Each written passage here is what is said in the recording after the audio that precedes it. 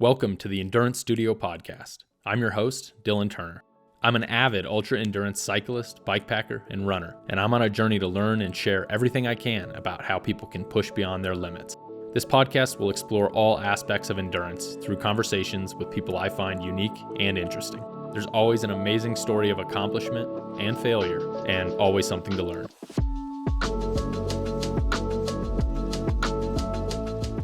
I run this podcast from an off-grid mobile studio I've created so I can travel to the guests and have authentic, in-person conversations because I believe in the importance and power of face-to-face conversations. Thank you for watching and listening.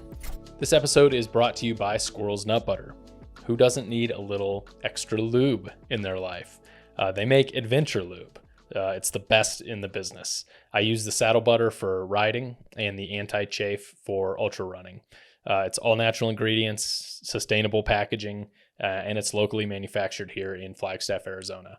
And go check out episode number 4 with Chris Thornley. He's the owner and operator of Squirrel's Nut Butter. He's an amazing human, and he's got some really great stories on that podcast. So check him out. You can use my unique promo code, Endurance15, for 15% off any of their products online at squirrelsnutbutter.com, or you can click the link in the description and it will automatically be applied to your shopping cart.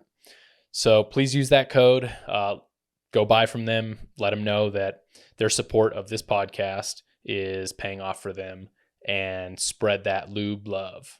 squirrelsnutbutter.com. This episode is brought to you by Embark Good Energy. If y'all have been following me for a while, you'll know that I have a thing for maple syrup, and I'm stoked to announce that I am now an ambassador for Embark Good Energy. They hail from the woods of Wisconsin's driftless region, and they make amazing organic maple syrup. So I love adding this, what I call rocket fuel, into my bikepacking race mix. There's 3 flavors: salted maple energy, coffee maple energy with 72 milligrams of green tea caffeine, that's my favorite, and elderberry, which can be taken straight up or mixed with water. One 3 fluid ounce pouch has a lab verified 320 calories and 80 grams of carbs.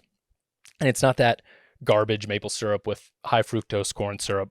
This is 100% organic, great tasting maple syrup. You can use directly from the pack for quick energy, mix it with water for a hydration aid, or use it in camp cooking and even cocktail mixes. They're convenient resealable pouches, so you can have multiple uses while consuming it and avoid sticky messes. So use my unique promo code to get 20% off today. The code is EMBARK20, EMBARK20, for any products online at embarkmaple.com. An overdue shout out for a couple super thanks from Violin Block 754 and Brett Park. Also, I have a couple new members to announce: LA Dennis 2009 and American Log Restoration Inc. Thank you for supporting. Y'all are the best. It's been about 2.5 weeks since I finished the 2024 Colorado Trail Race, and I wanted to take a second to thank everybody who supported me before, during, and after the race. I couldn't have done it without all of your support. So my wife, thank you. Jessica, for everything you did to get me there and take care of me afterwards, and support me throughout the race by posting my social media and things like that. Thanks to my parents for, they tried to get there to the finish line, but they had some issues that came up, so they weren't able to make it. But got to see them at the end. And then thanks to everybody who messaged me on social media and also directly. It really meant a lot as I was going through the race, and checking in on those messages, and those small little bits of nice messages really do boost the spirits when you're feeling pretty low. So thanks, everyone. I greatly, greatly appreciate it. So today's episode, I've asked Tyler Hughes, my friend and fellow mountain biker, cyclist, and bikepacker, to come back on and be kind of my acting co-host. and we can do a deep dive debrief on the 2024 Colorado Trail Race. It took me a little while to remember everything, things that I would do differently, things that I would do the same, gear choices that I regretted bringing, gear choices that I was very thankful that I brought, how I felt during and how I felt after, maybe some notable moments. General conversation, debriefing from the race. That last 30-hour push that I did with Greg kind of scrambled my brain a little bit afterwards, so it took a little while for it to come back. So I think sleep deprivation has a tendency to do that. So I hope you enjoy this conversation, and let's get into it. How do we start these things? I don't even know. Oh, man. What is this, number? 25. Holy crap. 25. Dude. And my co-host. That's amazing. You're now my official co-host. It's an honor. 25, man. In how long? Since March. So however long that is. It's September. Yeah, it's like 6 months. April, May, June, July, September. Yeah, 6 months. Dude, that's 25 in 6 months is moving. Yeah. That's great. Yeah. Originally it was one. I told you it was one a month. Yeah. I was like, one a month, that's enough. And then it was like, hey, this person, hey, that person, hey, this race, hey, that race, hey, let's just show up over here. Yeah. Then I started to get like the process down where I was like, this thing is, like I want to spend as little time in post-production and posting like clips and stuff as possible. Yeah. So you'll notice that's why the, my AI, well, you're not on social media, but the YouTube ones, they're like all done by AI now. The clips. I am on YouTube. Did you take that from Quinn? Yeah. Have you tried it? Yeah, it's amazing. Oh yeah. Sounds pretty cool. Dude, amazing. First thing I did was I demoed it because there's a free version and then there's a paid version. And I did the math on how many, if I produced like 1 or 2 episodes a month, how many hours would because they do it by the hour. You pay like for credits by the hour of processing time. Okay. And so I figured, okay, if I average a 2.5 hour podcast, and I do 2 a month, how many credits am I going to need over a year? Right. And because you could get a discount for buying more credits. Right. So I bought like a year and a half worth of credits basically. Nice. On a discount because it saves me hours during the week. Literally hours. I can imagine. And it does a pretty good job picking out sort of what you would pick out in general, or? I don't know if it picks out what I would pick out, but it rates everything and gives you like an emotional score, a virality score. Jesus, it's scary. And then it sorts everything. So basically, I just upload it to YouTube, set the video as unlisted because like usually it's a pre-release upload, and then I put the link in there, and it just analyzes it. It takes like 10 minutes, and then it pops out all these clips, and it auto frames everything. So if there's multiple speakers, it'll like auto frame it. Wow. And so I usually literally just pick I look through the first 10 or so, and I pick like the 5 that I want, and then download them, and then I generate the titles, and you can regenerate titles. And like I don't really care what I spend a lot of time putting energy into like what am I going to call this post? Yeah. And I think it was like honestly a waste of time because those are shorts and people are just like flicking through the shorts. Right. They're not like reading the descriptions. Yeah. They're not reading the captions or any of that shit. They're just like 5 second short, 30 second short. Yep. And then I experimented. Oh, you can change the time too. You can have 30 to 60 second clips, 60 second to 2 minutes. That's so cool. Up to 10-minute clips. Right. And you can put in keywords, and it'll isolate those sections in the podcast and then clip them all together. Wow. Unbelievable amount of time it saves. That's crazy. I mean, that's like a piece of AI changing sort of your role in all of this so drastically, so quickly. Like, I didn't think we would be at that point this quick, but yeah, apparently we are. It's 100%. I mean, it takes me about an hour to post because I post one 60-second clip per day. Yeah. Monday through Friday. and it takes me about an hour to process it, download it, re-upload it, and schedule all 5 of them. Whereas before, it would take me probably 4 or 5 hours a week. Wow. So yeah, I mean, it's huge. If you look at your time is money, right? Mm-hmm. It's way worth the $200 I spent for like a year and a half's worth of video. Absolutely. So, and my that allowed me to get rolling and like focus more on like what I was going to talk about during podcasts and not spend all my time in post-production just like looking through stuff I've already said and trying to find things that I thought was like, I don't know, it didn't pick what I would pick, but the interesting thing is the numbers are significantly higher on the view times and the watch times since I've been doing this. And AI knows more. Yeah. They know all. Yeah. Well, they know it's looking at what's popular. So that's so crazy.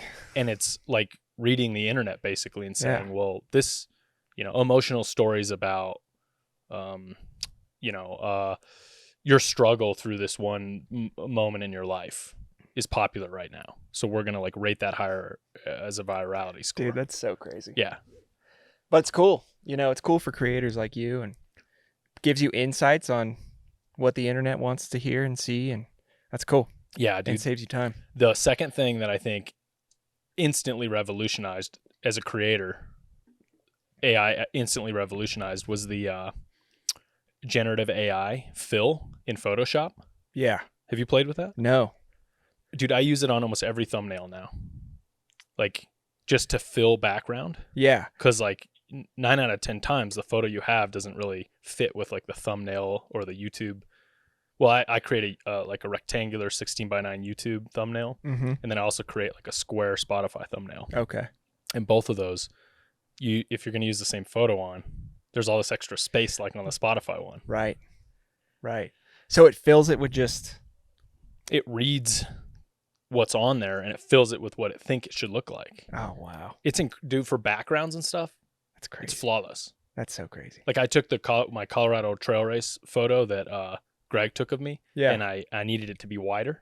And I just like expanded the canvas and it like literally like filled it with extensions of the mountains and like the grass and wow. Incredible. Man. So like before in the old days, you would have to find a photo that matched the aspect ratio that you were trying to fit to. Yeah. Yeah. Yeah. That's how I've previously had to do it back in the day. Yeah. But I just think about, all the people that have jobs in this field that it's just, it's crazy. It's going to take over. Yeah. People are saying that, that it's not going to create job loss, but I just can't compute how that's going to work because people are able to work more efficiently now. Right. And so there's just going to be less people needed because, 10 people are more efficient. Yep. They can do 20 people's jobs. Right. And so there's going to be a downsizing. Now, it may not look like job loss because it might be slow. Yeah. Like people just leave and don't get rehired. Right.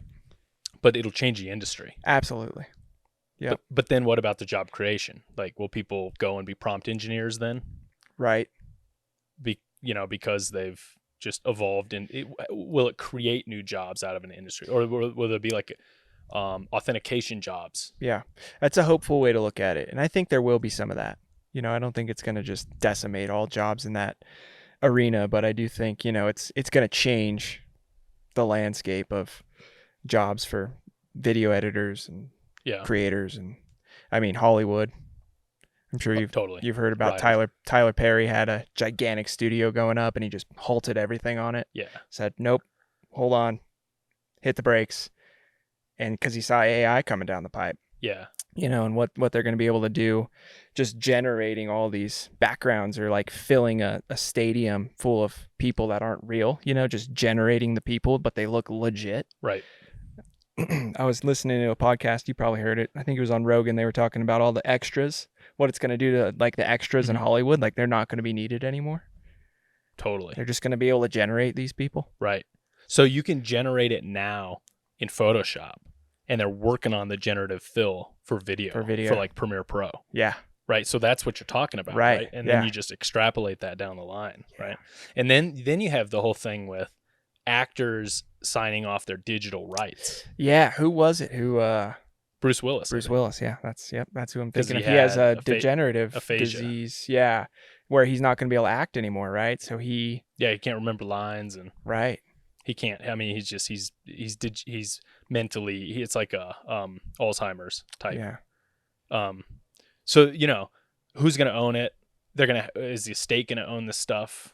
Are people gonna want? There's all these like crazy questions. Are people gonna want like to go watch a movie with the real actor, knowing it's the real actor? Right. Are they gonna like not want to see the fake actor, even Right. though it's just as real as the real actor was? But they're like these, old school like traditionalists. Yeah. They're gonna, instead of seeing what they know is a generated thing. That's going to be us. We're going to be the old school traditionalists. No, I want to see Tom Cruise. I want to see the real Tom Cruise. I remember watching movies where it was the real Tom Cruise.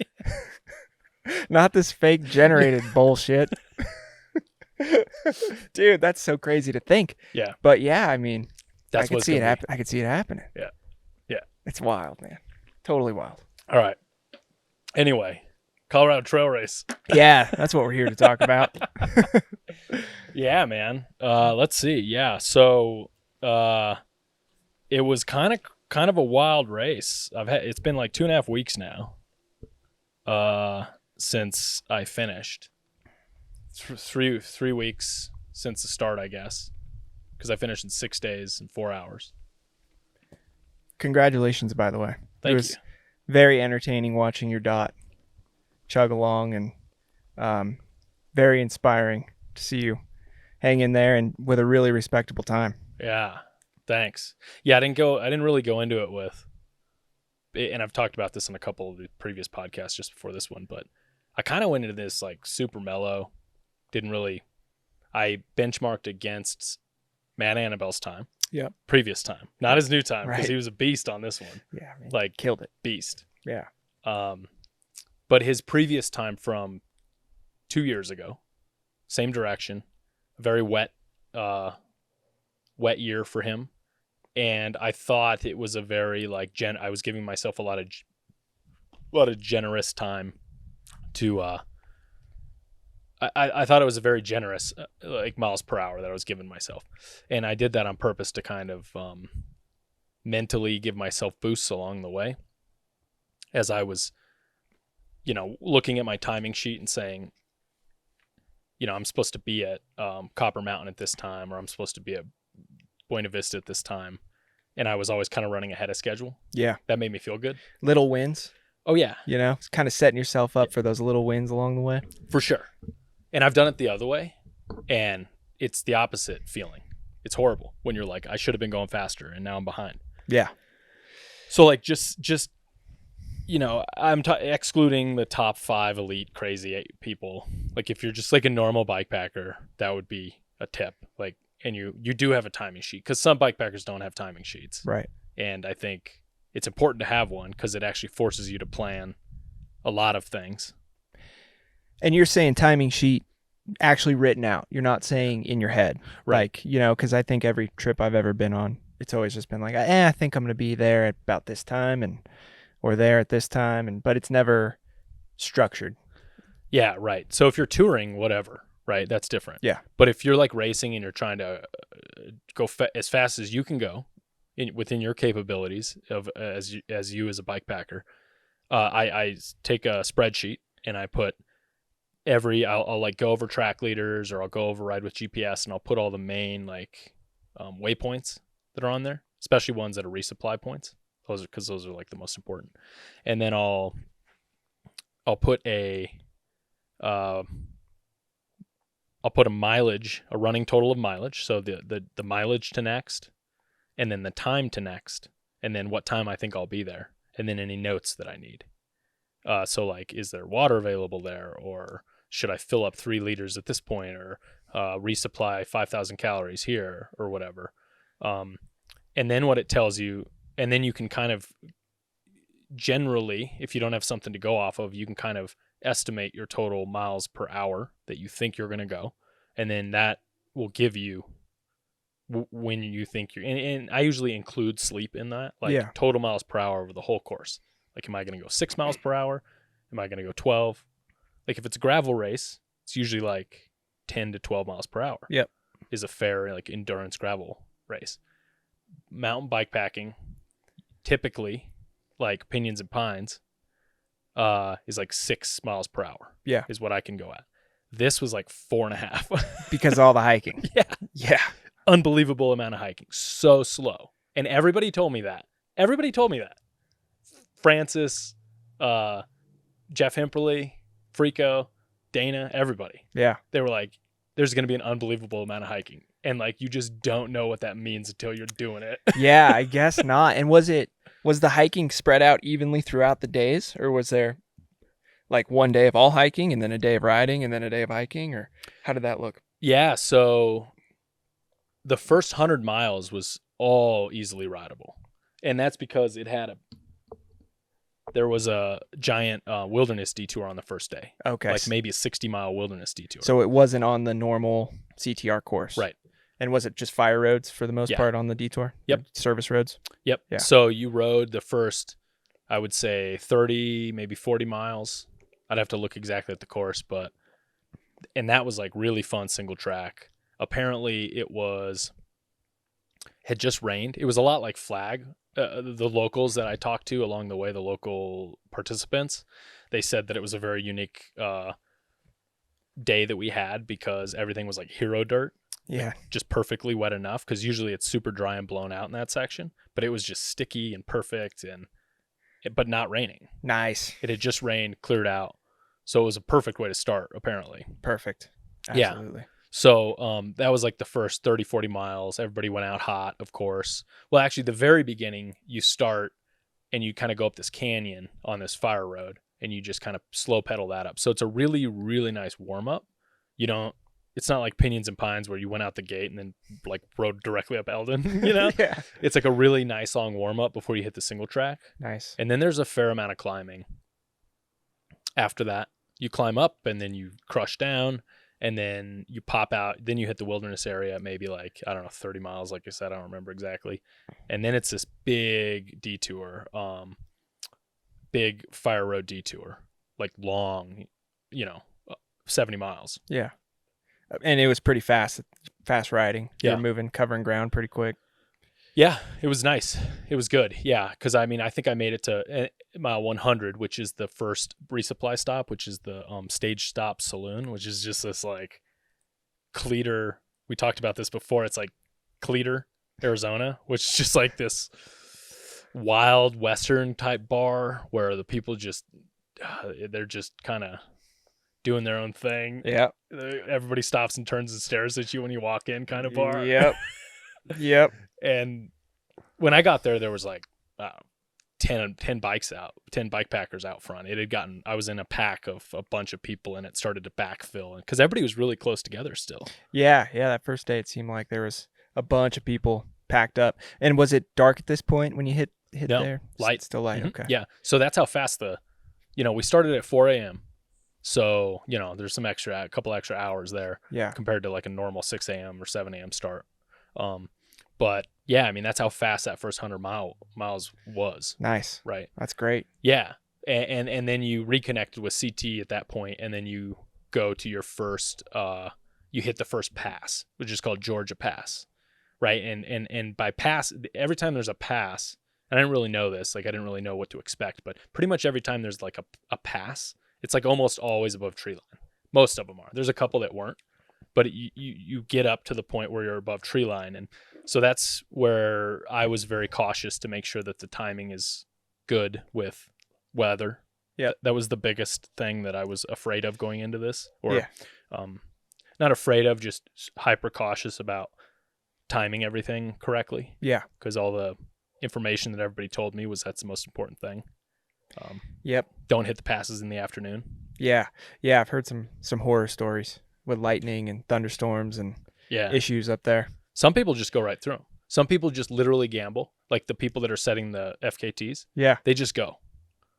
And if it rains, it rains. Man. So scary, dude. Yeah. No way. Well, then you think about like the through hikers, which you saw a ton of, you said, and dude, they're moving so slow comparatively. So you'd have to either be very, very diligent on structuring your times that you're going to be up on those passes, which would be, I would think, longer than being on a bike up there just because of the moving time is so much slower. Yeah. So I'm sure people get caught up there all the time. I bet it's, Yeah. I think what they do is they bail down the sides to the okay. nearest tree line. Yeah. Because we saw, when I was going through one of the passes, we saw a bunch of tents set up lower, much lower than where we were off trail, but it was like down a pass, like down kind of like a side trail kind of thing. Smart.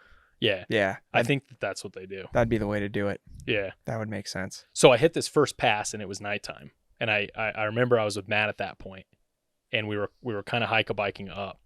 And I get up to that first pass, and it's clear directly over me, but I can see lightning off in the distance, dude. And I start to kind of have a little mini panic attack, like first of many, Yeah. And I see the lightning, and I'm like, oh, I better get down. Like, I don't know if it's coming this way. It was like 50 miles away. I was fine. Yeah. Dude, at night you could see lightning so far off. Yeah. Because it's just lighting up everything. It was so far away. Yeah. But I was freaked out. Oh, and I was like, I got to get down. So I got down off Georgia Pass, and I don't know, maybe 2, 3 in the morning. Or no, sorry, it was earlier than that. It was maybe midnight. And I decided to make camp at that point. I found a nice spot on the way down and just decided to make camp that first night. And yeah, everything was good. I slept really good that night and got up. I slept for maybe 3 hours. And, nice. Like, practiced my tarp setup and everything, even though it wasn't going to rain. Yeah. I decided, let me set my tarp up the first night just to kind of like lock it in here in this state, like that muscle memory, Yep. So if I have to set it up in a hurry. Yeah, so that was like good at that point. Woke up a few hours later, packed up, rolled everything up. Few bike packers were passing me. That's what woke me up, basically. And then like lights passing me, and then I, got on the road after that. So that was a dark start that morning. Yeah. That second day, you were waking up at 4, something like that. 3. It was 3 a.m. Okay. that morning. It was like a super early start. Yeah. But I think every start was in the dark except for one. I think I started like early almost every night. Yeah. So, yeah. So that was cool. It was good there. And then, man, I'm trying to remember because the days kind of got mixed together for me. But from there, yeah, I'd have to look at a map on it. I know I ended up we end up to like Breckenridge, Copper Mountain. That's right. Because Copper Mountain's like the first decent resupply, apparently. So I rode all morning, sun came up, and then there was just this like epic descent down near Breckenridge. Nice. And there were signs for like the Breck Epic, which I think is like a 100-mile mountain bike race. Yep, that's a big one. Yeah, so we were on like part of that course. Cool. Yeah, and it was we were pretty high at that point, like 12,000 feet or so. Yeah, some good riding, right? Yeah, dude, the descent was epic. I mean, so I would never could in a million years imagine doing the CTR without at least 4-piston brakes. Oh yeah. Like these people before that would do it before 4-piston brakes are gnarly. Oh yeah. I wanted like 8-piston brakes. Oh yeah, I bet. I mean, especially with the added weight, and because you're just going up and then it's like down, enduro down, switchbacks, just ripping down stuff. That sounds like a blast. Yeah. Were you able to enjoy it, like the descending part of it on this day? It's day 2? Were you like in like, this is amazing, I'm having the time of my life kind of mode? Yeah. Sweet. It was like, the climb, the local climb here, up to Snowball, to Aspen Corner. Yep. So that bit from like the road to Aspen Corner. Yeah, I love that. That was like what the entire Colorado Trail race was. That sounds incredible. For 6 days, plus some like alpine passes, with no trees. Yeah. But like all the non-alpine stuff was basically, there was one section that was kind of like deserty feeling with cows and stuff and like high desert plains. But other than that, the majority of the riding was forested, like thick forest, nice pine trees kind of thing. Yeah. Nice. I dropped down and I hit this little town. You come out and you can kind of like see the town. And I thought that was the resupply spot. And I get all the way down and I look at my map and realize that the resupply spot's like a couple hours away still. Oof. So I'm like, this sucks. Like I had my first like, this is bullshit feeling. Yeah. Like, were you good on food and water? yeah, but I was like really wanting that resupply, just like to stop. You know, I was really looking forward to it. Yeah. And so I ride a little. I'm feeling like pretty. Like that's the first time I was felt really low, and then I come across a Trail Magic cooler. Nice. The first of a few. And those are fair game. Yeah. Beautiful. Yeah. So there was a Trail Magic cooler there with sodas, and I stopped and saw Tim Tate there and talked to Tim Tate for a minute, who I was very excited to ride with for a little bit because Tim Tate's kind of a legend. Yeah. And I just remember when he did Tour Divide, he posted every time he crossed through a new state, he posted himself smoking a cigarette at the sign for the state. Oh man, like, that's whatever, Idaho, Montana, whatever the states. He was smoking a cigarette at every one of them, dude. It was the most like legend thing I'd ever seen. Totally. And I imagine he's not a cigarette smoker. I don't know. Maybe he used to be. I meant to ask. Props for the move though. I love it. Like that was hilarious. One of the first things I wanted to ask him, and then I forgot when I caught up with him and started talking to him. I didn't want to be like fanboy out on him, you know? Right. What I mean? Like, hey, you remember this thing you did on Tour Divide 4 years ago? Right. Do you actually smoke cigarettes? Yeah. That's funny, man. That's cool though. It's a cool move. And he just relaunched the Grand Loop bikepacking race. Yeah. Where is that one again? I know I've looked at it before. So it's starts in I think it starts in it's Colorado and Utah. Yeah. Okay. So it's like the Cocopella Trail and some other couple trails mixed together. Isn't that one of the oldest ones? Yeah. Like the oldest or one of the oldest bikepacking? Apparently. Yeah. Like before I got into bikepacking, it was a thing. That's cool. And he kind of reinvigorated it, Nice. Brought it back to life. Yeah. So anyway, Tim's a great guy. He was a really nice guy. I rode with him for a little bit on that first day. And then met up with him at the Magic Cooler. And then dude pounded a couple sodas, and like the Magic Cooler saved me, brought me out of that one. Yeah, that's good. Yeah. Perfectly placed Magic Cooler. Yeah. And then climbed out and then went and finally made it to that Copper Mountain resupply. And I had there was 10 mile ridge was between that, which 10 Mile Ridge is this kind of underestimated pass. Very rocky and horrible hike a bike. And I caught up with Karen at that point and started to ride with her a little bit, and she kind of was like she was telling me all this stuff like, oh, the weather this and the weather that, and there's the sandwich shop at the resupply and they have like plugs everywhere that you can use. She was giving me like all this beta, and I'm just like, I'm sticking with you for a while, Karen, because like you're just like dropping all the knowledge on me. Yeah, and she's kind of a veteran, right? She's done it how many times? I don't know. A lot. Multiple. Yeah, she lives in Crested Butte. Yeah, so she's a local. Yeah. She's done that ride many times. So yeah, good person to team up with. Yeah. So I was just like sticking with her. She's a great person too, so it was really fun to get to know her better. And so she gave me all the info, and then we dropped down to, there was like a bike path right before we get into Copper Mountain. And Copper Mountain's like super bougie, like super high end at Breckenridge, like resorts. And we get onto this paved path, and me and Karen are riding kind of side by side on this like paved urban path towards the Conoco or whatever it was with the sandwich shop. And we hear in the background, "Hey! Hey!" And we're like, it's like way off in the distance, like, "Hey!" And we barely hear it. We're like, what is happening? And we look back, and there's this black dude on a bike, on like a road bike. And he's like, "Move out of the way." Oh, man. He's way back. I mean, he's like maybe like a half mile behind us, dude. And he's got like his flasher light going in the same direction as you. Yeah. And he's like, "Move, move." And I looked at Karen and I'm like, what's happening? Oh, man, it's hilarious. That's awesome. Because like I need to wait a few minutes before I move, because he's definitely not going to be here like anytime soon, right? He's way back behind us. Yeah. So I wait, I don't know, maybe 10 seconds, and he's like, "Get out of the way!" We're both like, what the fuck? Yeah, So it's crazy. yeah. So I move and he like by us. E-bike?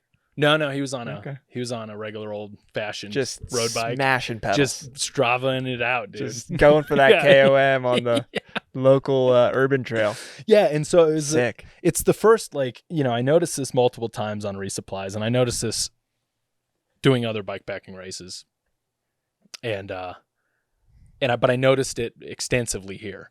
Like, you get into this state in your brain where when you're out, like, you're by yourself, you're just pedaling, you're just like doing this one thing, and then you pop into a resupply, and it's like you go through a wormhole, and you like can't communicate with anybody. You're having trouble functioning. It's very difficult to like get back into like society, Yeah, and there's kind of a lot on your mind at that point too, right? There's kind of like a lot of stimulus coming at you Absolutely. at one time. Plus, you sort of have a mission, especially if you're in a race environment, to get X, Y, and Z done. Yeah. But it's hard, I've even just on trips, not racing, but I've noticed that like it's hard to think about what it is that's actually needed and then execute on doing those things. Yeah. Yeah. I think where elite people, I think that they practice that and they get really good at resupply. At least elite racers, right? They get like really dialed in with it. Yeah. Because I had race brain many times to take Karen's term. I've been using that term often, and I would use it many times today. I had race brain so many times where I just made these weird decisions where in hindsight I'm like, what? And 2 of those were at resupply where I just didn't pack enough calories. Yeah. And I ran out of food as a consequence. And I look back and I'm like, why did I fail that one part? And you get into these, and it's just weird, man. The resupplies are weird. And your mission, you have to be very, very, very like on it to get everything perfectly right, For sure. and go in with a really like good plan. And even then, sometimes it gets screwed up because people like are talking to you. Yep. There's other bikepackers there. Yeah. For me, sometimes like it's hard to find the thing I'm looking for, and then I'll get distracted. Yeah. I'm looking for a Rice Krispie treat, but then I see a coffee cake. Yeah. Because you have to sometimes make decisions when there's not something you wanted. Yeah. You got to kind of audible. Yeah. Smart. Right. Smart audible. I wonder if it has anything to do with like a lack of blood flow to the brain. I'd love to ask Huberman Yeah. if like in these long endurance states where you're just kind of, it's kind of mind numbing when you're riding anyway. Yeah. And your blood is probably all going to your legs or wherever else it needs to go. If it like slows down going to your brain. No idea if that's. Yeah. So my guest last week, the episode's not out yet, Shannon Thompson. Yeah. She was talking about how the flow state, when you get into the flow state, there's actually evidence of there's not as much blood that goes to the executive function of your brain. I think it's the frontal cortex or something. I could be wrong. Yeah. I don't remember exactly what it was, but the part that has to do with future planning and the executive decision-making function, there's less blood flow to it. So, okay. And that's a result of flow state, right? Yeah, that makes sense. So hypothetically, as you're saying, like you're in this flow state for 6 hours. Yep. And then you show up at resupply and you're like, decisions, Yeah. audibles. Yeah. And all these people are like asking you questions and stuff. It's like very overwhelming. Yeah. Right? And it takes a minute to like get back into that kind of like phase back into that part of society, So going back to CTR, your first stop, Copper Mountain, your first real resupply. Yeah. How did you do? Yeah. So there was this awesome sandwich shop connected to this gas station that Karen gave us the info on. The route at that point was actually supposed to go behind Copper Mountain Resort, and they were doing construction on that part on the route, and they can't hear the dog. Don't worry. Only we can. Only we can. What dog? What dog are you talking about? It was supposed to go behind, and you actually have to go off route a little bit to get to the services. But they were doing construction on it, and the route wasn't updated for some reason. So it was kind of like a choose your own adventure through Copper Mountain. Cool. Like really, there was only one way to go through, and it was through the main drag, like literally through the front of the resort. Nice. Like right at the ski area. So What was the original question? How'd you do at that resupply? Oh yeah. So with that reroute, we passed right by that gas station. So I dumped off there. Tim, Tate, Karen, this other guy Dylan was there. He had already been there, and I kind of actually like they all sat together, and I like did this weird antisocial move where I like kind of sat over here by myself because I really needed. It wasn't on anything against them. I just needed like to really like focus. Yeah. And like take time to make really good decisions at that point. Yep. You know, and I like had a yard sale and got all the stuff out of my bags and like counted all my calories and did everything like I was supposed to, and got enough sandwiches to pack in and did the math on the time to the next, and back to my timing sheet. That's where this comes in. It's invaluable, right? Because you can look at it and say, okay, I have 24 hours to the next stop, or 12 hours or whatever. Yep. I'm going to take maybe 200 calories an hour, 250 calories an hour. Now you can figure out how many calories you should pack to the next spot. Yeah, right? that's huge. Yeah. That's huge. So I did a really good job there. Awesome. And the sandwiches were fantastic. Packed those in. Everybody else took off ahead of me. And then I took off and I proceeded to head completely the wrong direction. Oh. Uh-oh. Because my Garmin was like, go this way. And I followed down the road and realized it just brought me back to the closure, which was like a couple miles away. So I was like, all right, fine. So I went back to the Conoco and then realized there was only one pathway through town. And it was like through the middle of Bougeville, which was like totally overwhelming. Yeah. What time of day was this? Oh, maybe like 10 a.m. Okay. Yeah, I think. Yeah. And then it was then we left that and you get into Kokomo Pass, I think is what it's called, and you do a couple of really gnarly, scenic, beautiful passes. And that was my first pass during the daytime. And again, I caught back up with Karen, and then I stuck on her for a while. Yeah. And we just stayed together for a while. Until there was like a big descent, because she's on a hardtail. She's a ripper, but I had a full suspension bike, so I was moving a little faster on the downs. Yeah. And then, like I don't really remember kind of anything until it got dark and until I started to get into Leadville after that. Okay. Because somebody said along the way, I think it was a guy named Bill. They call him Sleepy Bill. Shout out Sleepy Bill. Shout out Sleepy Bill. Because this guy was like ripping fast, and then he would sleep for like 8 hours. And then he would just like rip and catch up to everybody. Oh, that's great. And then sleep for 8 hours. What an awesome nickname for that guy. Yeah, That's rad. Yeah. I like it. I like the strategy. I do. Yeah. If you can ride that fast. I mean, he was just like catching up to everybody and then he would sleep. But, which I was super envious, going off like 2.5 hours of sleep, horrible sleeping pad. But, I mean, the rest of that day, I do remember I started to have pretty legitimate foot problems that day. Pain in my feet where my cleats were, and it was starting to creep in. Like, you made the wrong call on the cleats. You should have worn flats, like everybody told you. Except me. Sorry. Except you. Yeah.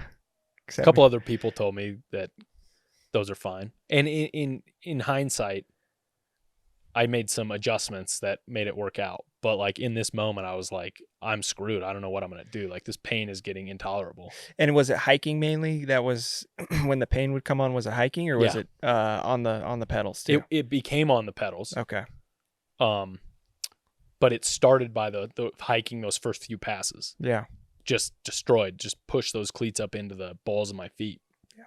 And it just created that point of pain. And you've never had that before? No. Maybe a little bit. Maybe like a tiny little bit towards like with big descents, but never like that. Never like this kind of pain. It was like borderline intolerable pain. Oof. So I was like switching off. And the other thing that had happened was my squirrel's nut butter.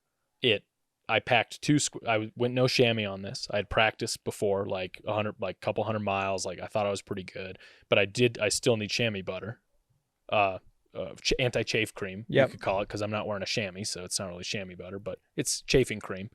And I packed 2 of the small containers, and one of them had, when I checked it, it looked fine, but it had actually melted and reformed upside down, so it looked like it was full, but it wasn't really full. So that first day when I went to go reapply, I like went to dip in, and it just popped right through, and there's there's just like barely any chamois butter in it. So I had to start rationing my second container until I got to Buena Vista. I knew there was more in Buena Vista at the trail store there because I called him ahead of time and asked him. And so I started rationing. So that like incorporated into this foot problem because I couldn't sit down as much. I was trying to stand and pedal more. Right. Because I was starting to get really bad chafing. Right. Oh, man. So I was standing up more, which was putting more pressure on balls of my feet. Oh, yeah. That's way harder on your feet. And it created this like cycle, right? I remember feeling it the second night, starting to feel that pain and being like, this will probably just go away. Right. And it didn't. After the next couple of days, it only got worse. But I got into like Leadville late. I remember because Leadville's part of a bypass, another wilderness bypass. So you get off CT and then you hit some really nice gravel road and then you hit pavement for a while. And you can either bypass Leadville. So the Leadville Wilderness Bypass is a huge bypass around CT. And then within that, there's an optional bypass to go around Leadville that's like 20 minutes faster. Or you can go through Leadville and there's resupply options, right? And I was going through Leadville fairly late at night. But somebody had said earlier in that day, they were like, we can get to Leadville tonight, right? And I was like, no way, there's no way. And so when I got there, I was pretty shocked, like, oh, this is pretty fast. Nice. I'm happy I made it at, I don't know, it was 9 o'clock or something. Sweet. Or 9:30. So you were able to get some resupply in there. Yeah, so I stopped at the first gas station. I know that there was a 24-hour Circle K in Leadville, but I stopped at the first one that was still open, and it wasn't that one. And they were closed at like 10. And I got in there, and there was like this fat white lady working the register. Shout out. I don't think she's going to listen. And she was just like full blast, 9 out of 10 volume, gangster rap music. Sick. Yeah. When I walk in there, like overwhelming gangster rap music. Oh, that's awesome. The things you see on bikepacking trips, man, I swear. And it was such a drastic other side of the spectrum from Copper Mountain earlier that day. That wouldn't fly in Copper Mountain. No, dude. No, and I was like, and they were closing in like 20 minutes or something. So I think it was her like closing ritual. Yeah. Light one up, turn on the tunes. Yeah. But Leadville was not what I expected. I thought it was going to be more like Copper Mountain. It was way more like it seemed like a more low income, like more blue collar kind of maybe. I mean, I like that better because like I feel more comfortable as like a gross dirtbag. Like the Copper Mountain scene is like people don't want you there.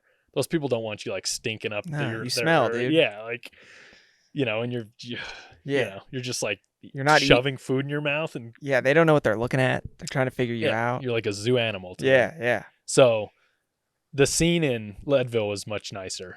So yeah, I resupplied, and then decided I was going to ride a little further that night, and get out of town. Well, so I passed a few hotels and I was like, should I go to the hotel? Yeah. I was like, what perfect timing. Oh, yeah. It's 10 p.m. I could get a hotel for like 4 hours. And then I thought, dude, if I get a hotel, I'm going to be there for like 9 hours. And at this point, you were like, I want to finish in this time. I want to stick to the plan, I guess, right? Or yeah, my plan originally was 4 hours of sleep a night and ride for 20. And I was starting to like I had slept only like 3 hours the night before, and I was still feeling fresh enough that a hotel was not. I felt like it was a trap. The hotel was a trap. Yeah, I could see that. Props to your willpower on that one. Yeah. Plus, I'm so cheap. I didn't want to spend like $200. Yeah. It was probably only like $100 hotel. They didn't have any like $60 hotels. I don't know. I just didn't even want to go there. Yeah. Because I was like, if I start doing that, dude, I'm going to be there for 9 hours. And you have no regret about that? No. And Greg told me a story afterwards that he got a hotel in Leadville. Because me and Greg were like neck and neck the whole time, right? Like back and forth. And and he got a hotel, and it turned into some big fiasco, and it took him like an hour and a half to actually get into the room. Oh, so it burned a whole bunch of time. Yeah, and mental energy. Yeah. That He point. was so frustrated with it. That's not worth it. Yeah, it was some deal with like he reserved it online on his phone, and then it was like for the wrong place, and they'd like have him go over here to this other place, and he explained it to me. He'd have to explain it again in detail, but it was like a fiasco. And he basically said like, and he was telling me this later on, so I was like, oh, I'm glad I didn't, it kind of validated the decision I made on that. Yeah. So I get through Leadville, I get up, out, you climb a ways, up, out, and then you're about to hit single track again and connect back with the CT. And there were some really nice campsites. So I was like, I'm going to pop out here, sleep for 3 hours or 4 hours, and get going again in the morning. And then that's when that night is when the crazy thoughts started to intrude again on me. So I kept seeing these like be bear aware signs. Yeah. And in Flagstaff, we don't have to be like, bears aren't like a thing. They're never top of mind. We don't have to lock our trash cans up. There are black bears. Yeah. But they're just, it's like they don't exist around here. It's kind of bizarre. Yeah. They exist, but they don't. They don't go into people's trash. No. They're not a nuisance. There's not a lot of interaction issues between people and bears here. Right. So I'm kind of in this thought process of, I didn't even think about that going into it. And then I start panicking. I'm like, should I have had a bear bag? Oh man. What should I be doing? Like, do I need to unload my whole bike pack? So I like unload all the food, because you have like partially open food in your bike packing bags. Yeah. Right. And like stuff that's leaked out everywhere. Right. There's like smelly food everywhere in bike packing bags. Chocolates covered, Oh yeah. And maybe some jerky. Yeah, dude. Who knows? Lots of stuff that would smell good to a bear. Yeah. So I kind of have a little mini panic attack, and I pull everything out of my bags and put it into my front roll. I double as a pillow, usually. Smart. Right? So I'll stuff all my extra gear, any extra clothing gear that I shed when I get into the sleeping bag, I stuff in and I use it as a pillow. But I used it as a bear bag that night because I was so panicked about the bears. Right. And did you put it in a tree somewhere? Yeah, so I hung it over in a tree, and I like put my bike far away. But then I couldn't like get that thought out of my head. Yeah. And I kept waking up every 30 minutes thinking a bear was like going into my bike packing bags on my bike. Like knocking my bike over, and like I had these like visions of it just like eating through the side of the right. That's rough. It was just like disturbed sleep. It was just stupid. But plus no pillow. No pillow. Which sucked. That's rough. On my pad, which already sucks, is the Climate Inertia X frame with all like the holes in it. That's the super lightweight one. Yeah. Yeah. Which that's one of the things on my list. Like, I'll do 2 days on it, 2 nights. Yeah. I think that's my limit. Yeah. Never again am I going to. It's not a long journey pad. It is for Stremke. He did Arizona. Oh no, he did Tour Divide on it and CTR on it. Damn. But anyways, he's a different species. Yeah, that's gnar.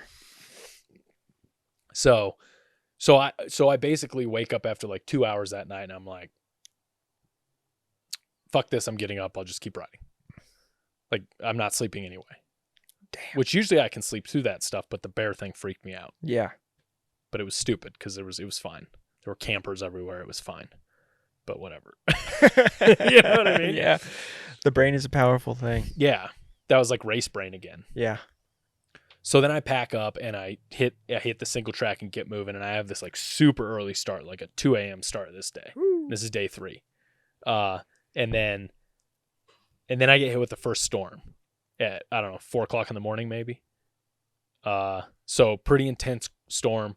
I gear up all my gear, rain mitts. I had some like over mitts that Matt Annabelle, I asked him what he does for his hands. As far as like different gloves and stuff, and he said he brings riding gloves, warm gloves, and then like waterproof over mitts. Nice. So I got the waterproof over mitts, and those worked quite well for that. So I rain geared out. It dumped on me hard. I ended up riding out of it as the sun was coming up, and hit like the Twin Lakes area, which there was a fire detour bypass in that area.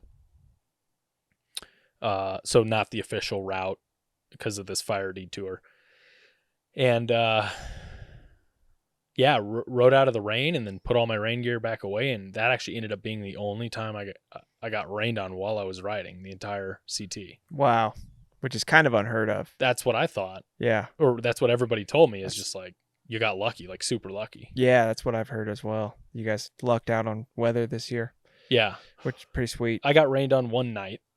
So the next night after this, I got rained on. Yeah. For a little, I don't know, maybe an hour or two at night. But yeah, there were people that were 2 miles away from me. They got like golf ball sized hail. Wow. Smashed them, and they were scrambling to get into pit toilets. Oh man. Yeah. So it really was just very like Isolated. localized. Yeah. Yeah. Dang. So I just feel very lucky. Yeah. About the whole thing was no past problems, none of that stuff. So, on this day we go through the Twin Lakes and then big detour into Buena Vista is the next resupply town. And this is where all the funny business happened with Jesse and Justinius. Okay. Yeah. This area. Yeah. So this is where Jesse Reeves took the original Colorado Trail route instead of that fire detour that was part of the route. They weren't. It was kind of unknown when that section was going to open, and not sure how it happened. I'd have to talk to Jesse on exactly how this happened, but he took the original CT route, and there weren't any like trail closure signs. But it was technically closed. No, it was open, but it was not part of the route that was released to the riders. Got it. Okay. Yeah. Okay. So we'll see what El Jefe or what Jefe does. Yeah. About this situation with Jesse. You know, it apparently it's a harder section, but you know it's not part of the route, so it's a real bummer because Jesse had a really good race. So, yeah, he did. Crushed. Yeah. Absolutely What do you think? Crushed. I think if it's technically a harder section and it's relatively the same amount of mileage to the detour, I think I would probably let it go. I mean, the main question would be, how did his GPS somehow end up with that versus your GPS or other riders' GPS with the detour? I think he had the right route on there. He just didn't have the turn-by-turn alerts on. Oh. Or the off-route alerts. And he just stayed on And he the just CT. stayed on the CT. That's the only thing I can think of. Yeah. Yeah. Because he's he's legit as far as like making sure he checks all that stuff. And, Seems super dialed. Yeah. Super dialed. Yeah. So yeah, I have a ton of respect for that guy. He absolutely crushes. What he did on pinions this year this last year was insane. Dude, that was insane. Prep for CT. Yeah. So yeah, he's a beast. Yeah. I think that we were talking about this on our ride the other day with bike packing and rules. I think that it's such like a sort of grassroots, independent kind of experience for so many people, and it's gaining so much popularity lately that the two are kind of clashing, where because there's so much high level talent and there's, more media coverage and it's kind of blowing up in general, I think that there's this expectation that everybody needs to be playing by the same set of rules depending on what race you're doing. And I think that's probably the right way to be. I think at some point when it grows to a certain point, you sort of have to make sure that, things are pretty black and white. It's everybody has to play by this set of rules. If not, your time's just not going to count. So you're talking like a unified rule set? No, I'm talking about like specifically for the race. So, like in this case on the CT, it's like you didn't follow the route. In my mind, I'm thinking, well, it was a harder route that he'd done, maybe. So technically no, it shouldn't count. But in my mind, it's like, yeah, he did something harder. Yeah. It's cool. But as the sport grows, you can't do that. Like you think about the NFL, it's like it's 10 yards to a first down. It's If like 9.5 isn't going to get it done, even if you think it, right. That kind of thing. Right. Yeah. Right. So I just think like bike pack racing sort of in this growing spurt where it's might be in this awkward stage of like people understanding, because, we were talking, there's more more to it than just the Jesse situation. There were some other sort of gray area rule situations with the CTR this year, and there has been in other, pretty high profile bikepacking races over the last couple of years where there's some weirdness, or just like FKTs and supported versus unsupported versus self-supported. There's just a lot of gray area, it seems like. Yeah. So the other funny thing that happened was Justinius. How do you say his name? Justinus. That sounds right. Yeah. We'll go with it. The unique rule for the CT, which is you can't hitchhike if you have a mechanical. Right. You can't get in a motorized anything. Which is totally different than Tour Divide. Totally different. Which he's a veteran on the Tour Divide. Right. And many people have done that. Yeah. So, and I think he did it. Well, and I've heard the rumor, this is not from his mouth, but his defense was that it was in the clarification rules and not in the main rule set. There's like on the webpage, there's like the main rules and then clarifications down below. Right. It's posted, so like I don't know. That's not a huge. That's not a good excuse for me. I read it before. Yeah. I was looking for some other rule. I was actually looking for a rule if you were allowed to buy a brand new bike if you cracked your frame. Yeah. That was the answer I was trying to find in the rule set. Is could you just buy it, like if you had the money? Yeah. And you cracked your carbon frame, could you just walk to the nearest bike shop and buy a brand new bike and keep riding and still and because I was looking for that rule and I found this other rule about the non-motorized thing. Did you find an answer to that rule? No. Okay. Because what if you started the race on a hardtail? Right. And you just got really deep pockets and you get into Buena Vista and you're like, I want a full suspension. For this part. For this. Like, right. I made the wrong bike choice. Hold on to my hardtail. I'm going to buy a full suspension. I'll pick this up later. Totally. That's what I'm thinking, right? Yeah. So, like, because single speeds, you have to start and finish on the same ratio. Yeah. You can't change in the middle of it. Yeah. So would it fall under this? Man, that's interesting. Yeah. So this was the debate I was having with Matt and Lee Bo a little bit. So anyway, I don't know what the answer. Every race director would have to come up with their own answer to that, right? Yeah. If that's fair or not, if everyone has the same access to that. Yeah. I mean, so which is going to be a no. Right. Because just finances. But then it goes down a rabbit hole of all the other financial related things that give you an edge. Yes. In bikepacking. True.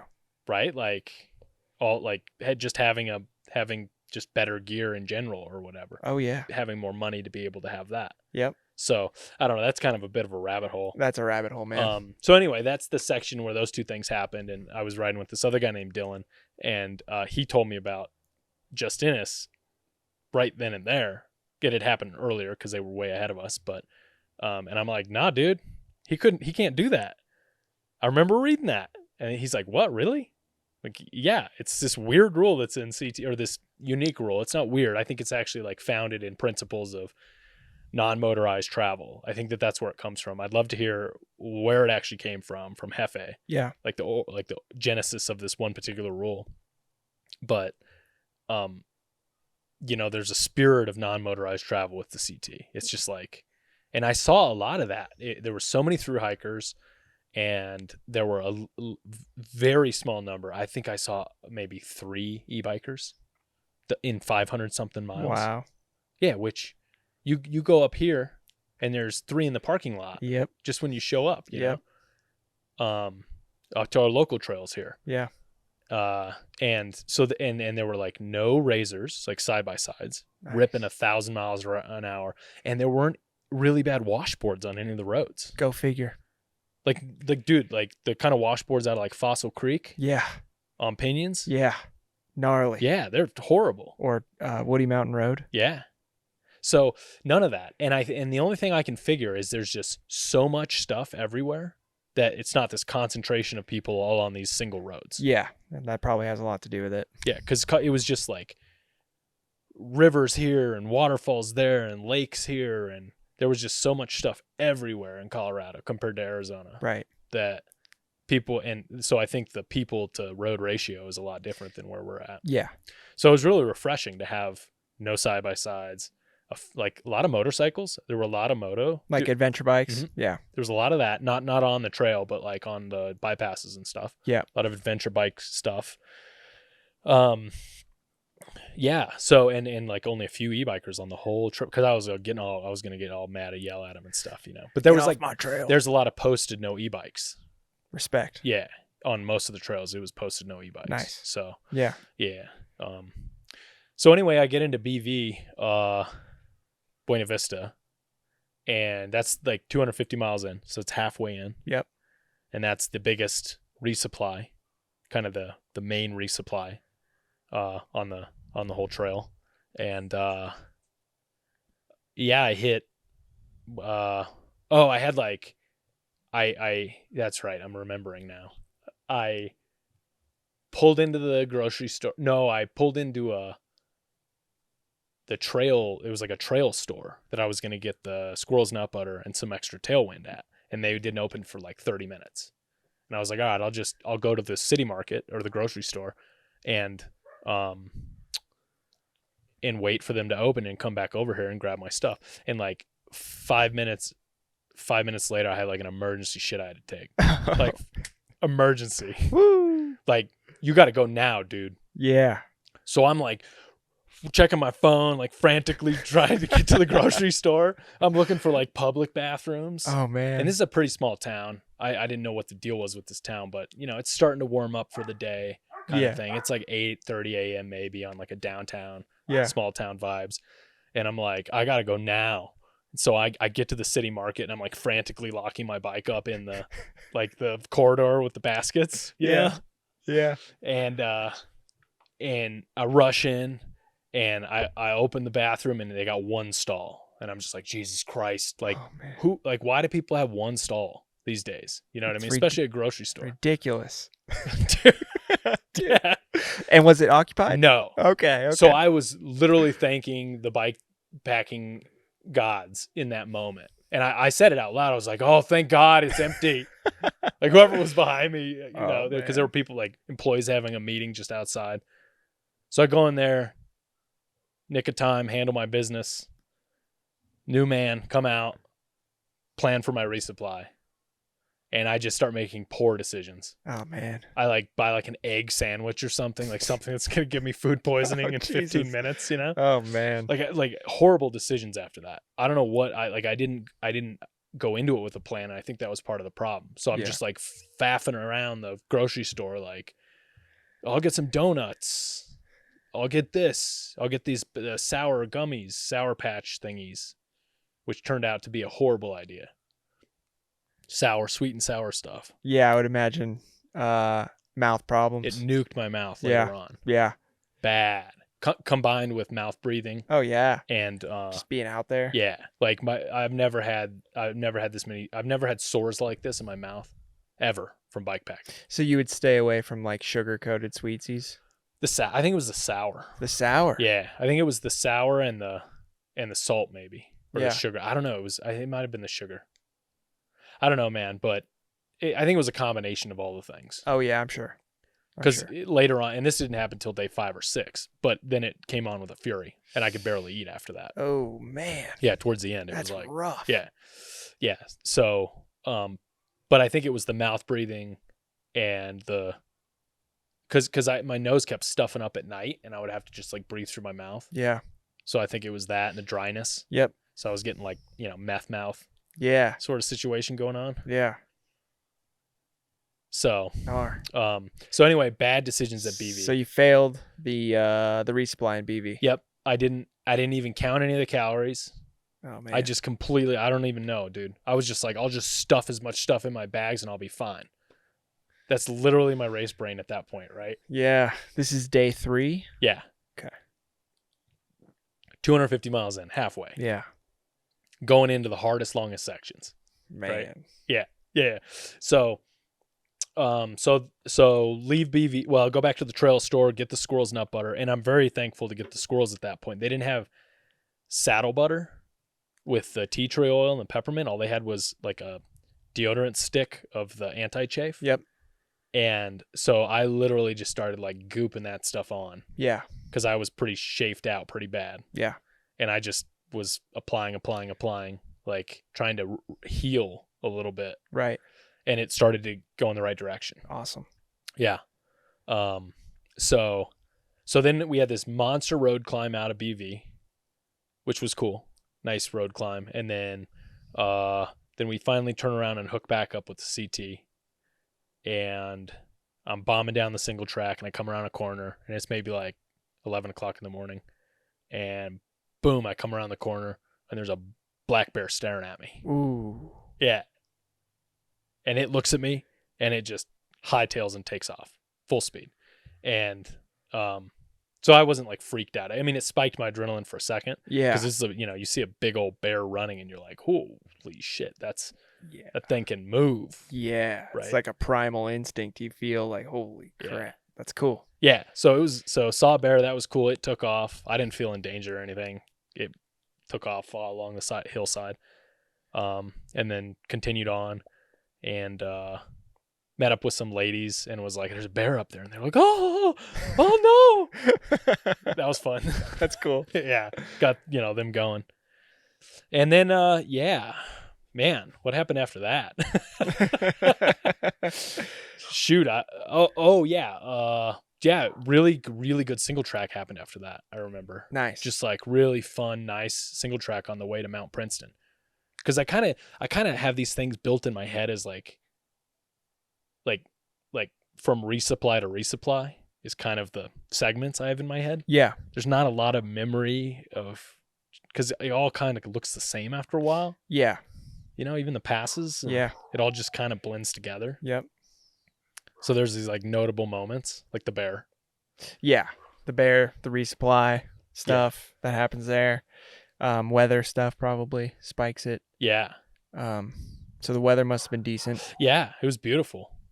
So I'm cruising along. I get into Mount Princeton, which apparently are these hot springs. Oh, cool. And it's a pretty nice place. It's like a resort kind of area, kind of fancier. But they had a nice like store thing with like hot food and a little patio. And I met, talked to some thru hikers and stuff there. And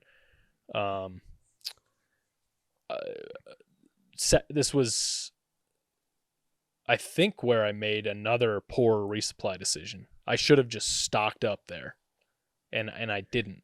Did they have a gas station there? Yeah, they had like a convenience store type thing. Yeah, Yeah. like a country store, but it was like fully stocked. It was good, and Nice. they had a micro pizza place there. Oh, sweet. And I should have just gotten a full pizza. In hindsight, I would have gotten a full pizza and packed it away. Yeah. But didn't do it.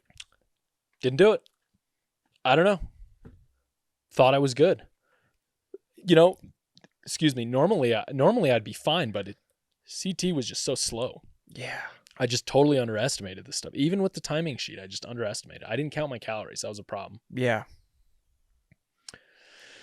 So, yeah, it's really deteriorated that afternoon. Like left that place and there was this gnarly hike-a-bike out of there and just started to really deteriorate. And this guy named Richard Jara was a really strong rider.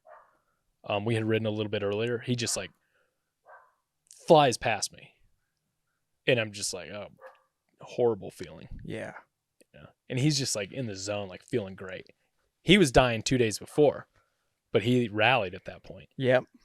Yeah. And I'm just starting to really, really deteriorate at this point. And is it just exhaustion, or were you bonking because you didn't get enough calories, or were you overwhelmed, or? Yeah, probably all of the above. Yeah. I probably wasn't. I probably should have ate more at Mount Princeton. I probably I was, this is going into mile 280, 290, Mm-hmm. and I'm at my worst after halfway through the race. My worst in every race, no matter what the distance is, or if I'm running or riding. From 50% to 70%, I fall apart mentally. Every time. Every time. And I know I do, and so I try to just get through that. So you made that realization after this, No. or you knew it? I knew that. And did you know you were in that dark zone of Yeah. 50 to 70% when it was happening? Yes. You're like, Dylan, I just got to get through this Yep. shit, man. Just walk. Nice. Good job. And then I couldn't walk.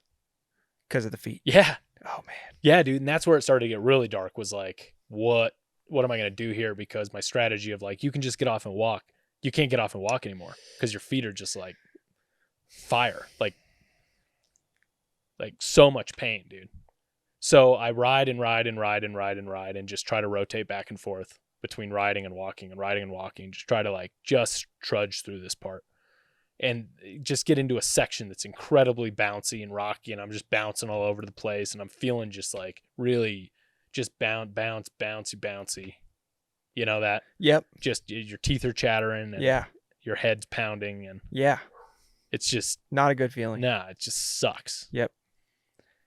And so I look at the map and I'm like, okay, there's this, well, it turns into dusk and I lay down for like 10 minutes. I'm like, let me just lay down, elevate my feet a little bit, lay down.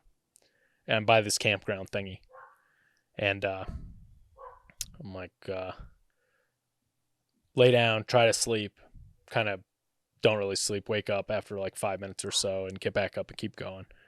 And I know that there's this RV park called Monarch Spur RV Park, a little bit down off of a main road, maybe a couple miles off the route. And I'm thinking, man, it'd be really nice to get there tonight, get a campsite, have a shower, have a reset, figure out what to do about my feet.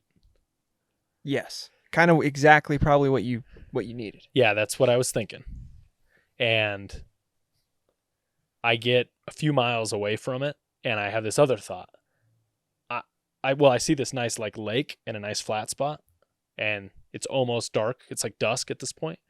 And I'm thinking, and I'd put in a super long day. I mean, from Leadville to here, it just was I'd been up since 2 a.m. It was just a very long day. Yeah. And going off of 4 hours in total up to this point of sleep. Oof. Or 4, maybe 5. And then I have this other thought, like, oh, I'm going to get there. I'm going to get this campsite and I'm going to be next to a fucking RV with a generator running. Mm-hmm. Mm-hmm. Yep. Very likely. Totally. Very likely. So I'm just going to sleep here. Yeah. Yeah. Because I was like, is it worth the shower to have a generator running all night next to my head? Yeah. Probably not. Probably not. And I'm thinking, I'm really deteriorating here. Yeah. Let me just go to sleep at like 8 o'clock and just sleep for like 6 hours and really get like 6 or 7 hours, like just get a solid rest. I'm over the whole 4 hour a night thing. Yeah. That was dead and gone.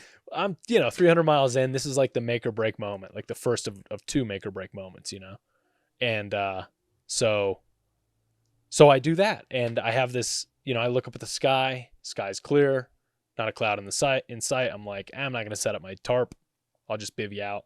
And then the voice in my head says, set up your tarp, you idiot. Set your tarp up. Like, you don't want to be doing this at 3. It's going to take 10 minutes, 7 minutes. Actually, I've gotten the tarp setup process down to like 8 minutes, 7 to 8 minutes. Nice. Yeah. That's great. So I brought it. Don't cheap out now on your energy. Yeah. You don't want to be doing this at 3 o'clock in the morning in a downpour. Yep. You don't even want to get out of your bivvy and pee. No, right. Exactly. Let alone like get out in a rainstorm and set up your tarp. Yeah. So like just set it up. And I was like literally talking out loud to myself like this, like having like full conversations with myself, what I mean? Convincing myself like, just do it. And so I did it. And then 2 o'clock in the morning, I wake up to the rain. Oh, man. Right. And I just like snuggle up and I'm like, I'm so smart. I'm like, that was such the right call, dude. That's a huge win, man. Huge win. Yeah. Like, it's like your bike packing wisdom that you've earned through the years and through the experiences, like paying off. Right. Which is cool to see. Spend that extra few minutes of energy. Yeah. On this important thing. Right? Yep. Just because it's clear now, especially in Colorado. Right. So like that was like a huge like emotional win for me. Right. And then on top of that, getting like 7 hours of sleep. Yeah. Because I'm pretty sure I woke up. I'm pretty sure I slept from 8 a.m. to maybe 4 a.m. or 8 p.m. to 4 a.m. That's great. So I had this huge sleep. Yeah. And it felt pretty restful. Like you were in some deep sleep and comfortable. And the only intrusive thought I started to have was, this chamois butter has cocoa powder in it. And you can smell it. Bears coming into my shit and getting in your junk. Getting in my junk was the only intrusive thought, dude. Oh, Think about that. Oh, man. Yeah. That would be terrible. Because I got like the smell of chocolate all over my junk. Right.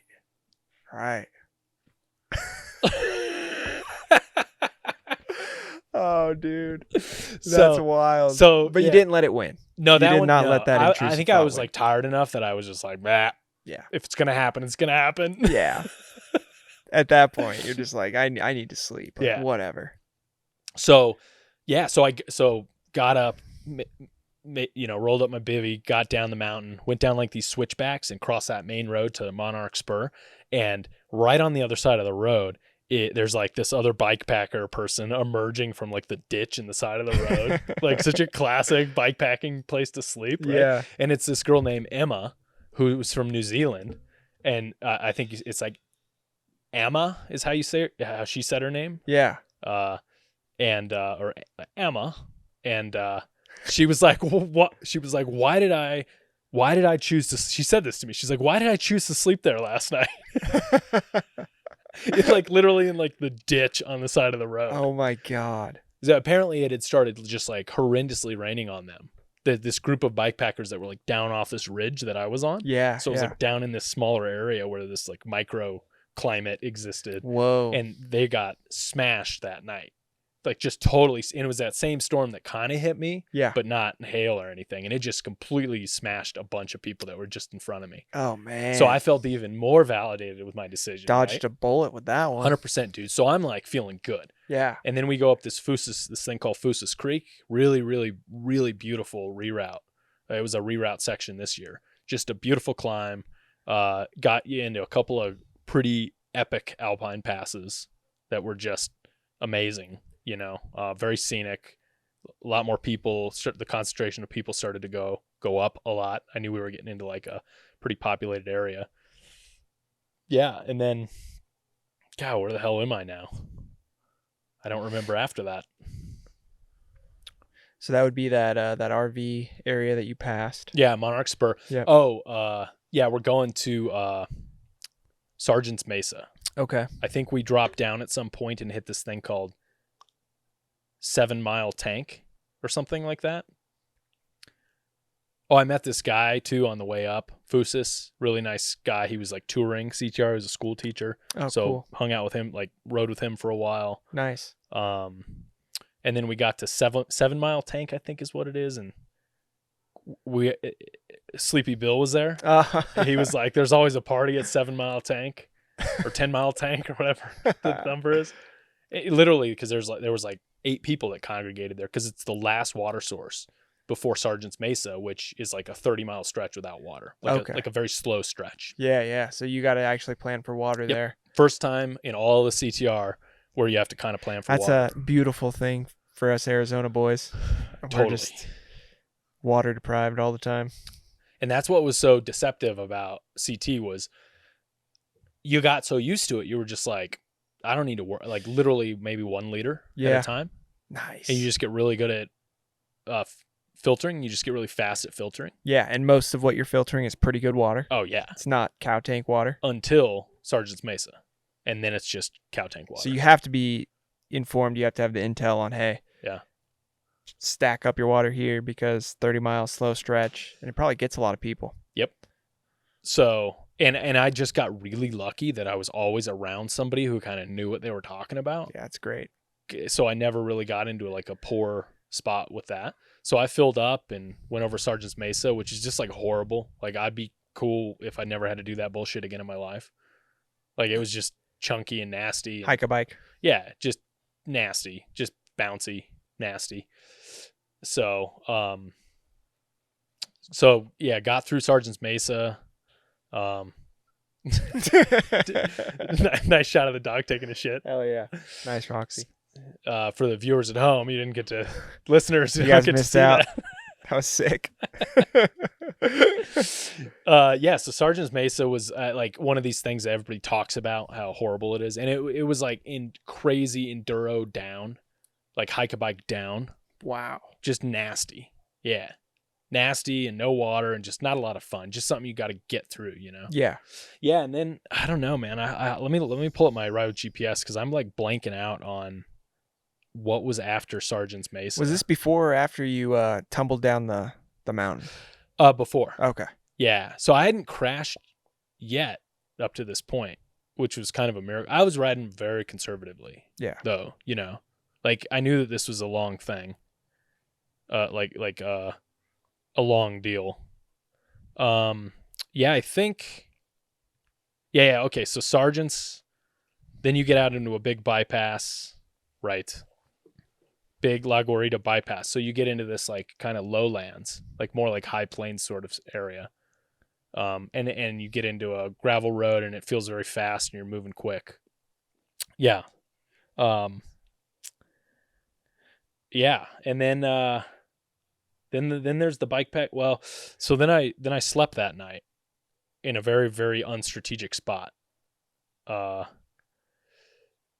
I thought it would have been warmer, but it ended up being colder, and I just froze my ass off. And I apparently got down to like freezing that night. Man. In that spot I was at. So was this the first night that you were cold? Yeah. Or were you kind of cold the whole time and this was really No, cold? I was really cold this night. Okay. Everything got wet, not from water, just from condensation. Yeah. And it all just got really cold and wet inside the bivvy. Yeah. And I think, is this where you dropped down lower, thinking that it would be warmer? Yep. But it ended up being way colder.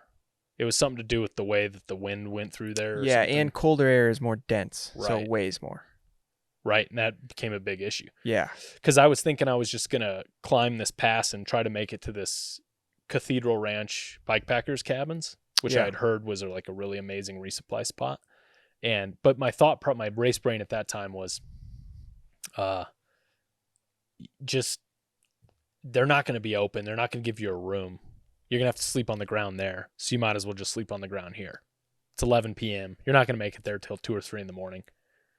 Then I found out later that they're open like 24 hours, the people that run it, and they would have given you a cabin any time of the night. Damn it. So I should have just ridden in a couple extra 2 hours and gone over the pass and made it there that night. That would have been much more comfortable and replenishing for That's you. what Bill did. Sleepy Bill. Yeah. And he went and got 8 hours there. Yeah, comfortable 8 hours. Yeah, because I warm, showed up the comfortable next 8 morning hours. and he was like emerging from the cabins. Nice. And I had a worse sleep that night. So, because it was just, I was like shivering to wake up, What bag did you bring? Yeah, okay. So let's talk about the sleep kit. So that's one of the things I would change. Yeah. So I had my 28-degree Phantom Spark. Is that the red one? Yeah. Okay. Sleeping bag, but it's like not 28 degrees anymore. It just doesn't seem to hold up in the feet area anymore as much as it used to. It's a 9-year-old bag. Yeah. It's super light, but and I have the Climate Inertia X-frame pad, which is okay, but it just lets too much air come through it's got no insulation value on it because it's got giant holes in it. Yeah. I thought it'd be fine for this, but it turned out to not be. Yeah. And I got super cold at night. The last 2 nights, like froze. And that's one of the things I would definitely do differently if I could do it again. Was I'm going with Neo Thermarest, the new Thermarest Neo Air NXT, which is like way quieter than the old one used to be. The old one's like that made out of foil crap. Yeah. So every time you move, it makes a ton of noise. Yeah, it's really loud. This one's real quiet. Yeah. That's nice. So the old, it would keep me awake. It was so loud. Yeah. Every time I turned, I'd wake up. Yeah. And so I'd get horrible sleep that way. So I got a new one. So that's all set. And then I'm getting one of those quilts, the Enlightened Equipment, 30 degree. Nice. 950 filled down. Is that about the same spec as mine? Mm-hmm. Yeah. Yeah. Nice. Yeah, it's the exact same spec as yours, except for I put a baffle on the top, or what do they call it? Maybe not a baffle. They called it like it's just like a extra woven in looped piece. Okay. Puffy piece on the foot and on the head. It's a draft collar. That's what they call it. Okay. And so what it can do is if you cinch it down at the foot, it can create an actual seal at the foot. Oh, nice. So it doesn't let any extra air in. Oh, It's that's great. like an extra ounce or something. So in total, the whole system is actually lighter than my current system. Nice. Yeah, because you're going with the quilt, which the quilt really saves a lot of weight. Yeah. If you double it with the insulation of a real sleeping pad. Yep. So that's what I would have done in hindsight. I would have changed that. Yeah. And I would have slept way better, more efficient sleep. Yep. Than the garbage sleep that I got. Yeah. I probably would have been able to ride faster and not fall apart as much in the day. So, and then on the foot thing, so that the night before last, when I was in that one rainstorm that I was saying, my feet were like pulsing in the night, like all night. They just were like, I could feel the pulsing, and I was like, dude, my feet are fucked. Like, I got to figure this out. So when I'm halfway on Sergeant's Mesa hiking and just like in agonizing pain, I'm like, I got to do something about this. So I pull off and I think, well, let me just like move the cleats or something. I don't know what else to do. Right. Let me just adjust the cleats. Yeah. So I loosen the cleats and slide them all the way back, thinking this will at least put it over like the thickest part of my foot and get it off the ball of my foot.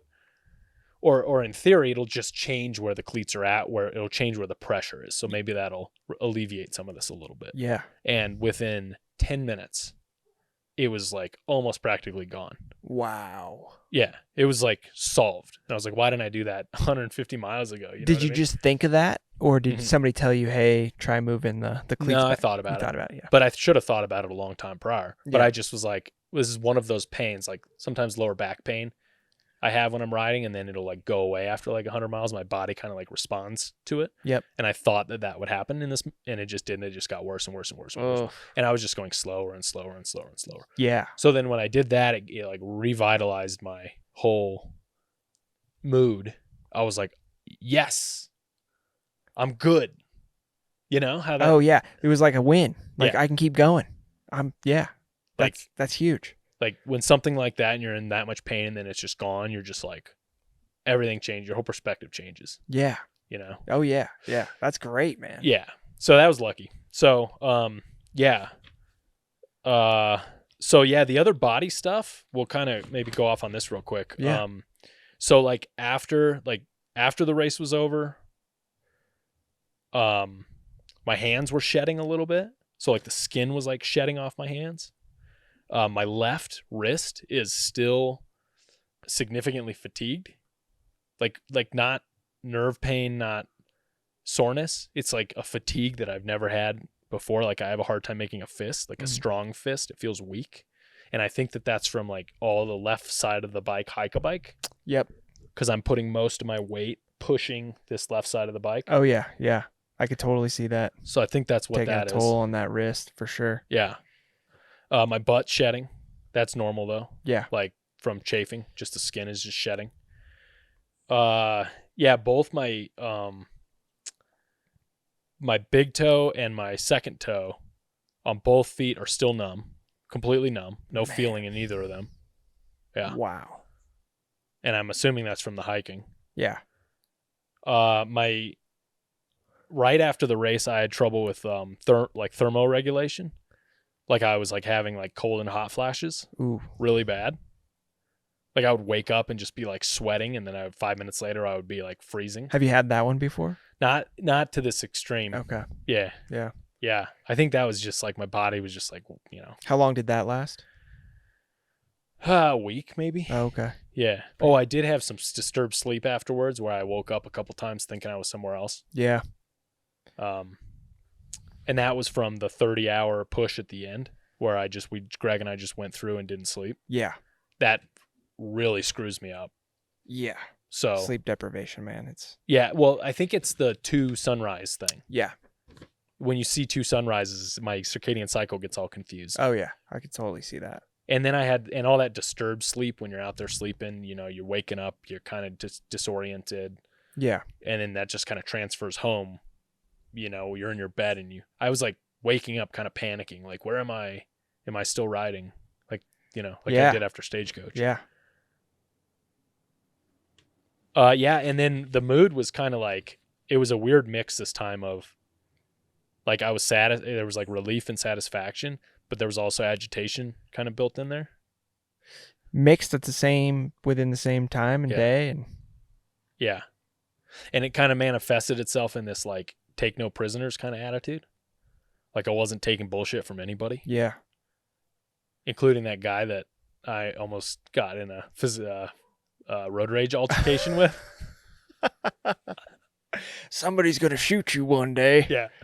Yeah, he was very careful the way he worded it. He said, one day one day you're going to get shot. He said something like that. Yeah. That was like they couldn't take him to court with. Man, that guy was on another level, dude. Yeah. So I'll explain what happened. Because I just sent you the video. Yeah. But yeah, I never really heard the full story. yeah, so and I'll play it. I'll cut it in and play it on the Perfect. podcast. Perfect. So we were driving to get food, Jess and I, and this guy was just on my ass. And we're just driving like normal. I'm not driving slow or fast. I'm just driving normal. And this guy is just on my ass. And then there's like a double turn lane thing. Not a double turn lane, but there's like 2 entrances to the turn lane. One for the first business, and then there's one for the stoplight. And I'm going in the second one that goes to the stoplight. And the guy goes in the first one and like tries to zoom ahead of me to take the right. Do you know what I mean? Like pulled in too early and went through. Like instead of turning into the first business, he went through. And I turn on my blinker to get over, and he backs off and gets all mad at me. And then we make the turn, and then he zooms off to the left of me, and I flip him off because I'm like really just not having it. And I usually just like ignore the stuff, let it slide off my back.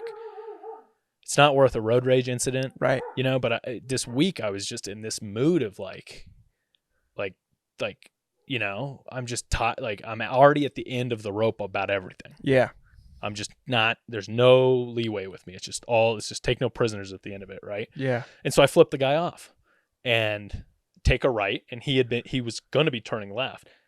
I take a right into the area where we were going to get food, into the parking lot, and he flips over and comes behind us, and he's starting to follow us. And I'm like, okay, let's see. Oh boy, here we go. And so I pull into the spot, and in hindsight, I shouldn't have pulled into where I pulled into because he was able to block me in and pull in right behind me. Yeah. Which which was a really bad call. I actually should have like parked in a spot that I could have gotten away from. could go straight out of. Yeah.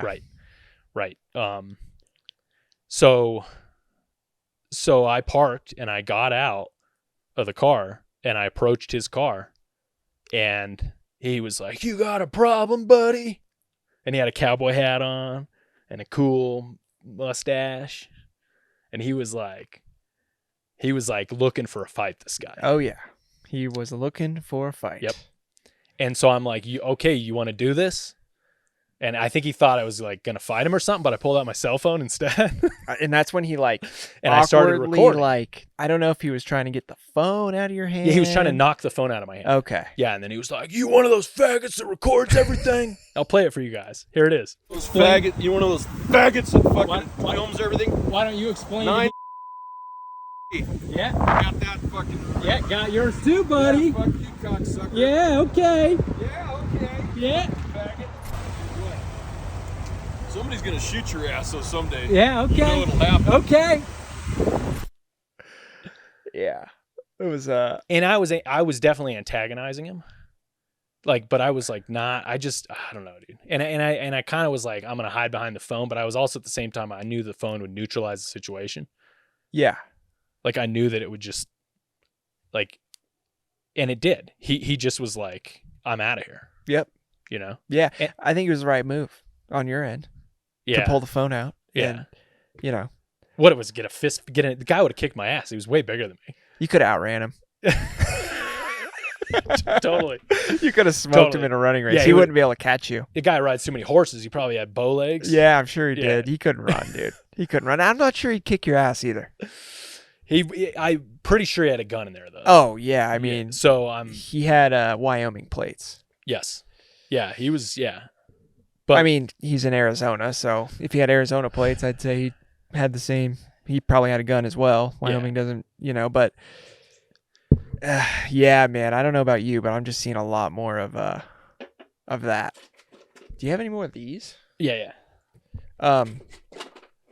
The everybody was like driving Thanks, like crazy that weekend, and it was graduation up here, or school starting. There's a bunch of out of towners and stuff, and yeah, I don't know. I don't know about you, man, but I just see that with like the general public.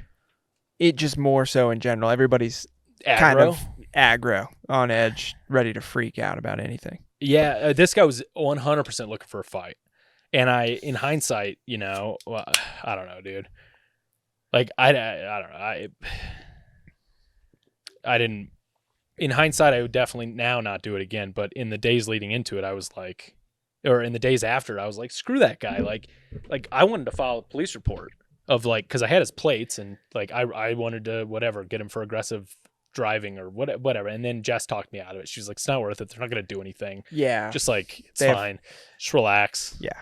Don't be that guy too. You Right. know?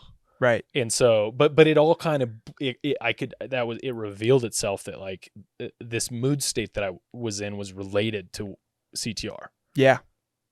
Yeah. Like I put myself in this situation with this guy because of choices that I made. And I forget who it was on a pod. I think it was a Rogan podcast. Somebody, it was Lex Friedman maybe. They said, you can make one bad choice, one bad decision in your life, but if you make two, sometimes that's it. And like that was my second, like my first bad decision was flipping this guy off. And the second bad decision that I could have made was engaging with him and not de-escalating when he was blocking us in Yeah. and threatening. Yeah. But I made a good decision there. Yep. And I pulled the phone out and I de-escalated it. Yeah, and you did. we just parted, but like that could have been, somebody could have been seriously hurt. Somebody yeah. could have gotten shot. Somebody could have gone to jail. Ran over.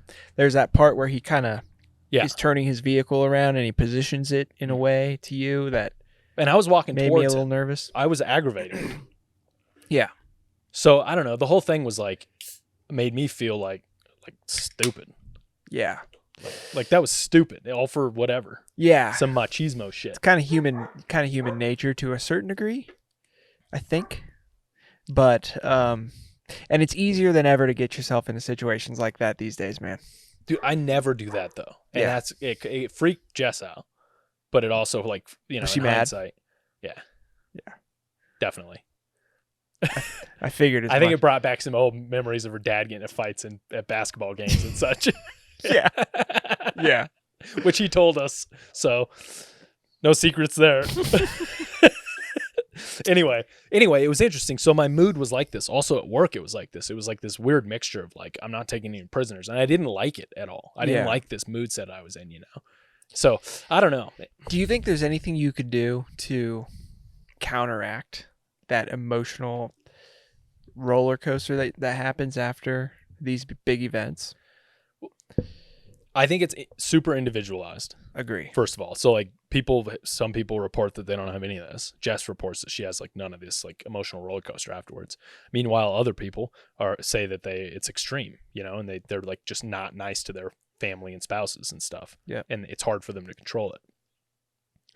I've tried doing like supplements like New Mood, like On It New Mood, like what L-tryptophan, Yep. 5-HTP, those things and those seem to have no impact. Nothing. Mm-mm. Zero change. Not really. Nothing like noticeable.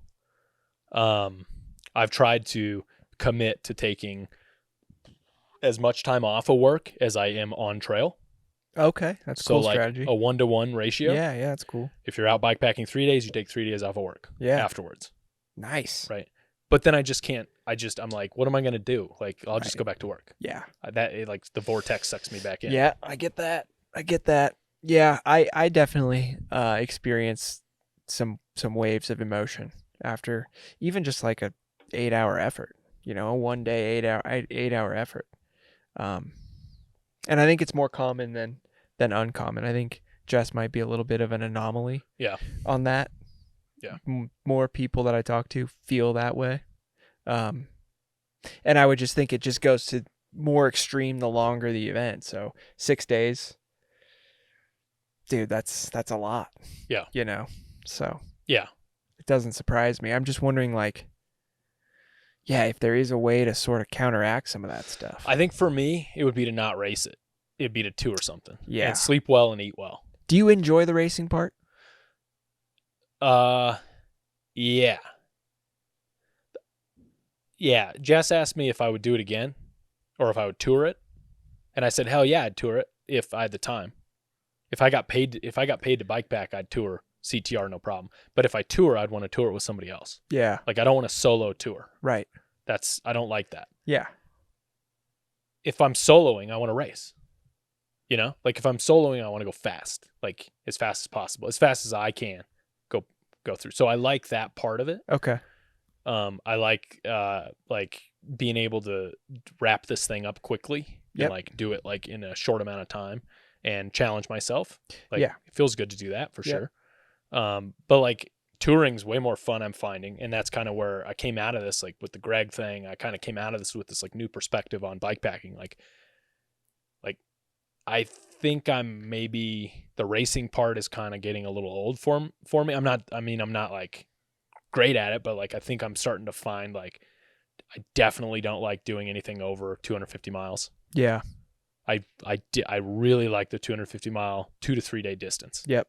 That seems like that's magic. Yeah. And if I'm going to do anything longer, maybe tour it or do shorter touring, Right. and really promote the camaraderie. I really, really fell in love with camaraderie on CTR this time. Yeah, that's cool. You know? That's really cool. Yeah. So you kind of learn some things about yourself and about how you want to do things in the future, and Totally. that's neat. Totally. And so like advocating for like Opinions and Pines, you know, Dana and I are in talks about that. Yep. Like a stage race sort of deal. Yep. Some sort of, you know, nothing's finalized. We're still just tossing the idea around, but just because I was like, man, the sleep is a real issue. I really think the sleep deprivation is an issue. Yeah. Like I think it's really sad that I'm a fast rider, but in order for me to even break top 10, I have to basically not sleep at all. Yeah, that's insane. Right. That's and insane. I know that if I do not sleep, I will probably get top 5, Yeah. but I just don't want to sacrifice that much sleep. Yeah, I mean, and some people just physiologically, I think they can do it, and some people just can't, you know? And I think even those people that can, you just have to deal with the side effect. I think I think that's across the board. Everybody's going to have those neurological, physical side effects of sleep deprivation. Yeah. You know, just reading some Matthew Walker stuff or listening to him on podcasts, like sleep debt is real, and what happens to your brain when you even have one bad night sleep, let alone to be physically exerting yourself to the level that these guys are and not sleeping for multiple days or sleeping very little. It's insane. And I have nothing but respect for those who can do it. But Xavier slept 1 hour in 4 days. Dude. Just Like that's the death point. Yeah. Like 4 days and 1 hour. Imagine the hallucinating that guy was doing. Yeah. I don't know. Tripping. Insane. Yeah. So yeah, dude. Another notable. So let me go into some gear issues. I know we're getting into like a couple hours here. Yeah. So, and then I want to hear about that last push. Okay, let's go. Yeah, let's do that, and then I'll talk about the things I would have changed. Cool. Because I know that last push with Greg was really prominent. Yeah. So, Bikepackers Resupply store was like an oasis. It was incredible. This is a relatively new thing on the Colorado Trail. It's called Bikepackers Resupply Store? Yeah, it's Cathedral Cabins Bikepackers Resupply. Oh, sick. It's these old bikepacker people. Cool. Because it's not on the CT, so it's not made for thru hikers. It's specifically for bikepackers. Yeah, and apparently it's only been around for like 3 years. They've been running it. Where is this? So this is in a really long section between Sargent's Mesa and Silverton. Okay. And it used to be like a 150-mile section with no resupply. So it used to be a notably difficult section. Yeah. That everybody would run out of food. So, so I get into that, and they have like a trailer set up that's like subdivided into thirds. And it's got a micro store. So it's like walking into a mini Circle K. They take your name down, and they open a tab for you, and you can like just go back as many times as you want while you're lingering around there or sleeping in the cabins. And they just keep a tab, and then they just like total it at the end. That's awesome. For like, and like there's no prices on anything because nobody cares at all how much anything costs. They're just like, this is incredible. Oh, that's so cool. I mean, they had a fridge that was just full of like protein drinks, wow, frozen pizzas. They had all the like dehydrated meals. They had all the bars you could imagine. They had everything. They had bike tires. They had like a supply of bike service parts. How cool, man. And what a great idea. Yeah. And then they had this lounge thing in the center area that had a futon, a microwave, a toilet, and a coffee machine. with pods that you could have. It was amazing, and it was just like it was so disgusting in there. It was like a locker room, you know what I mean? We're all in there in the futon, Yeah. like just making rounds on the toilet. Kind of smelly. It's just like I could imagine like a construction site trailer. Yeah. Yeah. And you did not give one shit about that. No, I mean it was meant to be there for us. Yeah. So like it was fine, you know. Totally. Yeah, like Nobody we cared. were It supposed was to be all doing good. that. Yeah. Yeah. That's awesome. And man. it's a couple apparently that runs it, and the lady was the one that I interacted with, and she was super nice. She was like, I'm gonna go clean these cabins. I'll be back in 10 minutes if you want to get any more food, because we just like go through rounds of picking up food. It was just incredible, dude. It was fantastic. And then she, wanted a picture with every person as they left. Oh man. And it That's was just cool. really good vibes. Like the whole thing was just like really good vibes. Sweet. Yeah. So I got there early, spent a couple hours, charging.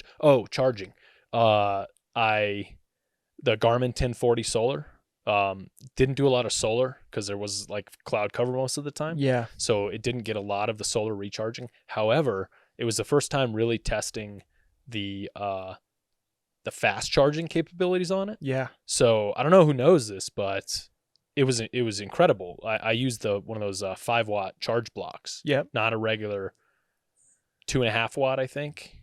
So like the fast charging, Yep. right, that are like on the phones. Yep. So it has the capability of receiving the fast charging. Nice. So basically, I could recharge that thing from 25% to 75 or 80% in like an hour.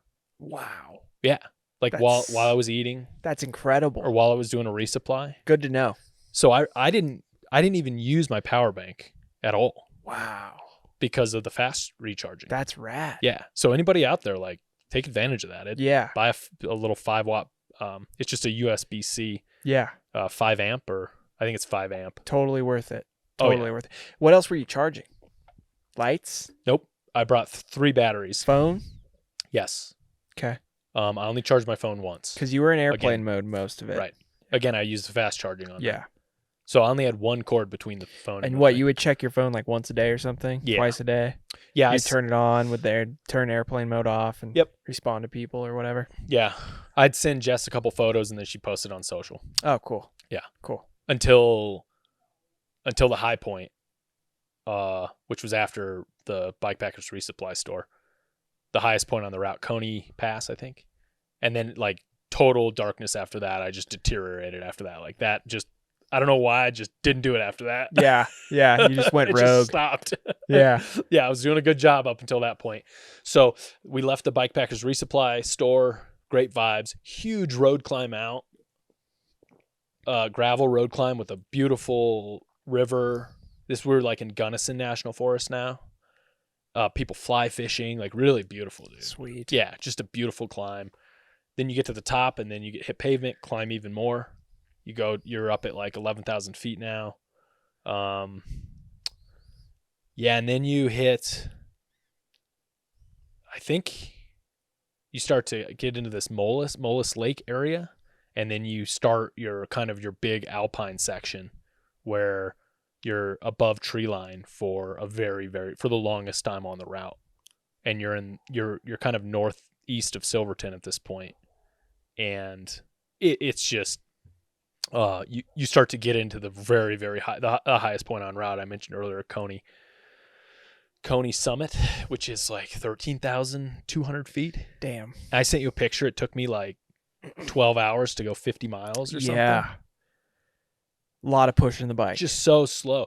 Dude, it was the kind of pushing where you push and then you have to hold your brakes because it's so steep, and you have to like take 2 steps up and then push, hold your brakes, take 2 steps up. Not to mention you're at 13,000 Yeah. feet. Right. So not a lot of oxygen. Yeah, totally. And that wrecked me bad. Yeah. Noticeably bad. And so, I didn't make good decisions out of the Bikepackers Resupply. That was my second tactical error. Oh man. Didn't count my calories. So got into that alpine section late at night, past the summit. Got really deep up in there and just basically ran out of food. Oh. Like started to get really low on food. I didn't run completely out, but I like started to ration. Yeah. and just not eat enough. And then it just all started to deteriorate after that. You know, I just was like couldn't breathe, not a lot of food. And then just decided to sleep there. I kind of wanted to see that section during the day. So I decided to take a sleep there. And, that was the night, you know, I found a little area, cause you're in these like passes that there's just no trees. There's nothing to block the wind. So I found this tiny little spot that seemed to have kind of a wind block and made camp there. And my stuff was so wet. It was still just like wet from the night before. So I tried to put the sleeping bag out so it could dry a little bit, and just tried to like stay warm a little bit, and kept like, that was the night I was like hearing the voices. I kept like dozing off to sleep and hearing like, I would hear like whispers far away. So as I'm fading into REM sleep, this has probably happened to you just in normal life. You hear like, and then it goes, and then you wake up. Yeah. It kind of like comes from afar and just like closes in on you. Yeah. And then you wake up and you're kind of like, whoa, I've what kind was that? of had that. I've kind of, but not that crazy. Yeah. That's nuts. Yeah. Dude. And I had my sleeping bag just around my mouth, and that kept happening to me. And I would like jolt up and like move the hole to the opening and like look around to see if anybody was around. Cause I kept hearing stuff. Whoa. You know, like people. But you didn't see anything. No, never saw people. And this happened 2 or 3 times. And I'm just like, what the fuck? Whoa. Like, is this the altitude messing with my, like, while I'm going Totally into could sleep? be. Totally could have Like, been. am I just imagining all this? Is it like the wind and in my mind, and it's all just, you know, because, you know, it was weird and creepy up there and just like foreign. What a trip. That sounds pretty wild, man. Yeah. So, I don't know. Bad sleep again that night. Got up, headed on that morning, and then saw the sunrise and some of the most epic beautifulness ever, dude. Like teleported through a wormhole of epic beautifulness. It's like incredible views, incredible stuff. You were still pretty high up. Yep, like Cataract Lake, and like you basically hike to this thing called Stony Pass, and then after Stony Pass, it's this giant descent into Silverton, and then that was long descent. I was feeling horrible. I kept taking wrong turns. I was like, that night before and that morning, the trail was very like deeply rutted out. Yeah. And I couldn't keep the bike straight. Like I kept hitting like bumper cars off the side to a point where it felt unsafe. So I would walk. Down. Yeah, down and up. Yeah. Yeah. Man. Like the flat, like I couldn't steer anymore. Yeah. You know? It was like you were drunk riding. Yeah. 100%. Wow. And that was just from like, I don't know, just exhaustion, I guess. Fatigue, exhaustion. Yeah. So I was getting real frustrated at that point. And then going into Silverton, I kept taking wrong turns and just getting more and more frustrated. And that was like probably the second lowest point with Silverton. Because Silverton's like, I don't know, you're close, but I don't know, it's a good bail spot. Yeah. Yeah. I can see that. mean? You're pretty dang close though. Yeah. You know. Which fought me. Like that was in my head too. Yeah. So but got food, met up with Greg, talked to Greg, kept it together, really ate a bunch at that grocery store, and like really like resurrected myself a little bit. Yep. So Molus is after that. I got that mixed up. But yeah, so then like new human coming out of Silverton. Like it was like I hadn't been riding my bike at all for multiple days. Like the road climb up Silverton, it was like I felt fantastic, dude, for hours after that. Wow. It was bizarre. That's really Yeah. cool. Yeah. Just like woke up, right? And were you with Greg at this point? No. Okay. No, he was still ahead of me at that point. Yeah, he took off earlier. We were at the resupply together, and he got a jump on me out of Silverton. Okay. Yeah. But then I caught up with Greg, and then I was like, dude, I do not want to sleep on the ground again tonight on that horrible pad. Like, I want to sleep in a bed tonight. Let's finish this thing tonight. It's doable. It's only 50 miles. But it's like the hardest 50 miles of the whole course. Yeah. Apparently. Pretty slow miles. Yeah, but I had made great decisions on resupply this finally, so I had plenty of food. You were feeling good. Feeling great. And he was like, yeah, let's do it. Yep. he was like, let's do it, dude. Sick. And I'm like, I probably wouldn't have the mental fortitude to do this on my own. It's so good like, to have a partner on something like that. let's just crank this out. Like, we're enjoying each other's company. We're vibing. Let's finish this thing out. And then, so we just, distract each other for the next 10 hours and just keep going and going and going and going and going and going and going and going. We go through an ultra course. There's like an ultra race happening. Oh, wow. So we're like intermixed with the ultra runners for a bit. It's kind of a pick me up, right? Kind Oh of yeah, like talking you know, to people, yeah. and kind of just extra different distraction. stimulation. Yeah. Totally. Then again the water like dries up. There's like no water for a long time after that. We find this nasty little pond. It's dark by now. Like a little spring that we have to filter on, and I'm like having issues with the flow on my bladder. I can't get. It's like it's kinked or something. I can't get water in, and I feel like I'm getting dehydrated because I can't drink as much as I want to drink. So I'm checking the hose, trying to make sure it's not kinked. It's not kinked. It's fine. And finally, I get my light and I shine it down in the bottom, and like the whole bottom of the bladder is full of mold. Oh, Yeah, from the tailwind that I've been putting in there. Right. So it just kind of like coagulated at the bottom. Well, it promoted. I mean, I didn't clean it for 6 days. Yeah. And I just kept putting more sugar in there. And the sugar is just, sugar and warmth. Yep. Is just a breeding ground for mold. So it just basically clogged the port halfway with mold. So you were just drinking mold water Yeah. for the last who knows how long. Yeah. Yeah. Savage. Yeah. And I didn't have any of the stuff to clean it. Right. So I just basically went off the flasks at that point because I had the flasks too, which kind of saved me in that Were situation. you running straight water in the flask for the most part, or were you running tailwind mix? It was mixed until towards the end because I actually ran through, like, I didn't have any tailwind. I ran out of all my tailwind at the Alpine Pass before Silverton. So I didn't have any tailwind after that. Okay. Yeah, so I was getting super dehydrated. I was just like peeing clear and drinking and peeing clear and drinking. Just going right through. Yeah, I wasn't putting any electrolytes in. Yep. But I knew at that point it was like I could make it to the end. Yeah. So if I had to go longer, I would have done something to probably take more care of myself at that point. Yeah, you knew there was, was right there. Yep. So that was it, man. Greg and I like pushed through the night. It took us all night and part of the morning to get through what we thought was just going to take us to that evening. Yeah. We ended up taking like little mini naps in the rocks on Indian Ridge, convincing it actually was slightly comfortable in this weird way. Like these giant rock screef piles with like cliffs on both sides.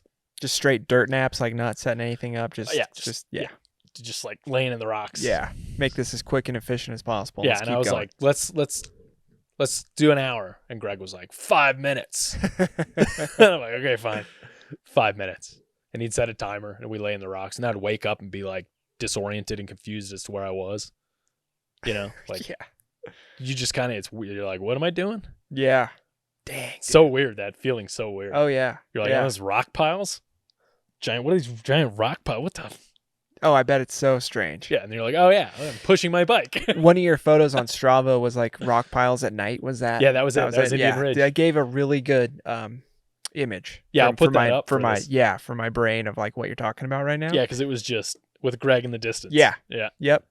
Yeah. And those rocks looked pretty gnarly. Yeah, and it was like a bridge like that. Yeah, that's what it looked like. That's cool. Yep. That's a good shot. Yeah. Good descriptive shot. So then we finished up, and man, it was really bonded with Greg, and it was kind of I was really screwed up afterwards. Yeah. Yeah. I texted you when you finished, and it was a little while after you finished, and I was just like, was that the hardest thing you've done? You're like, oh yeah. Yeah. Yeah, I think it definitely physically the hardest thing I've done. I've been in worse shape physically than like when I first started bike packing. Yeah. And I just wasn't taking care of myself at all with like electrolytes and stuff. Right. So I've gotten deeper into like dehydration holes. Yeah.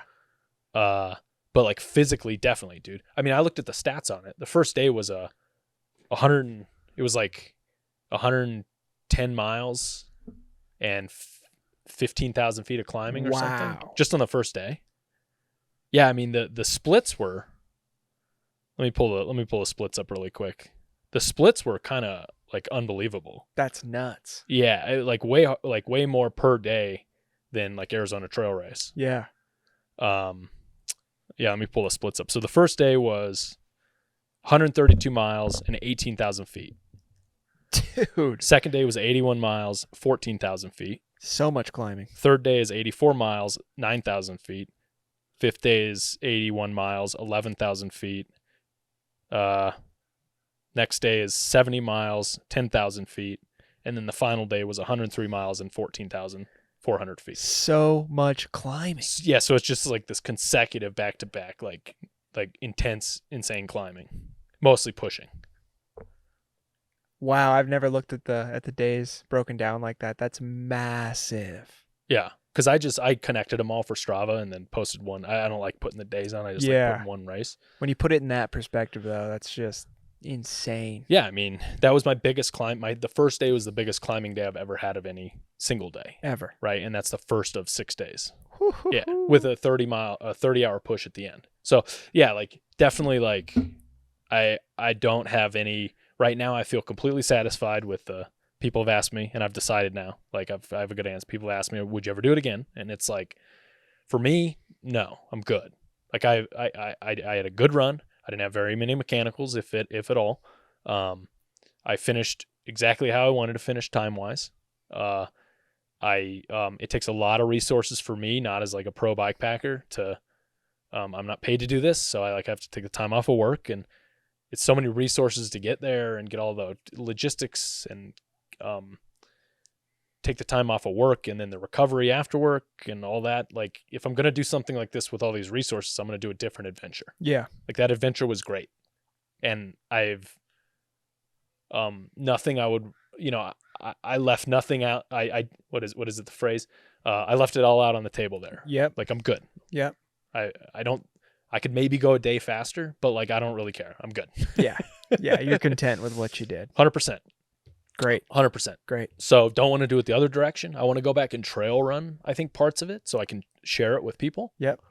With Jess, like I want to share like how magical parts of it was. Yeah. Right. Yeah. Like it was just all like a blurry nighttime kind of like unfulfilling a little bit in that way. Yeah. I could see that. Where it's like, well, that's the thing about, the racing versus the just enjoying thing. Because if you're not racing it, and you have more time, yeah, it's kind of a totally different thing. Yeah. And like for me, that's what retirement. Yeah.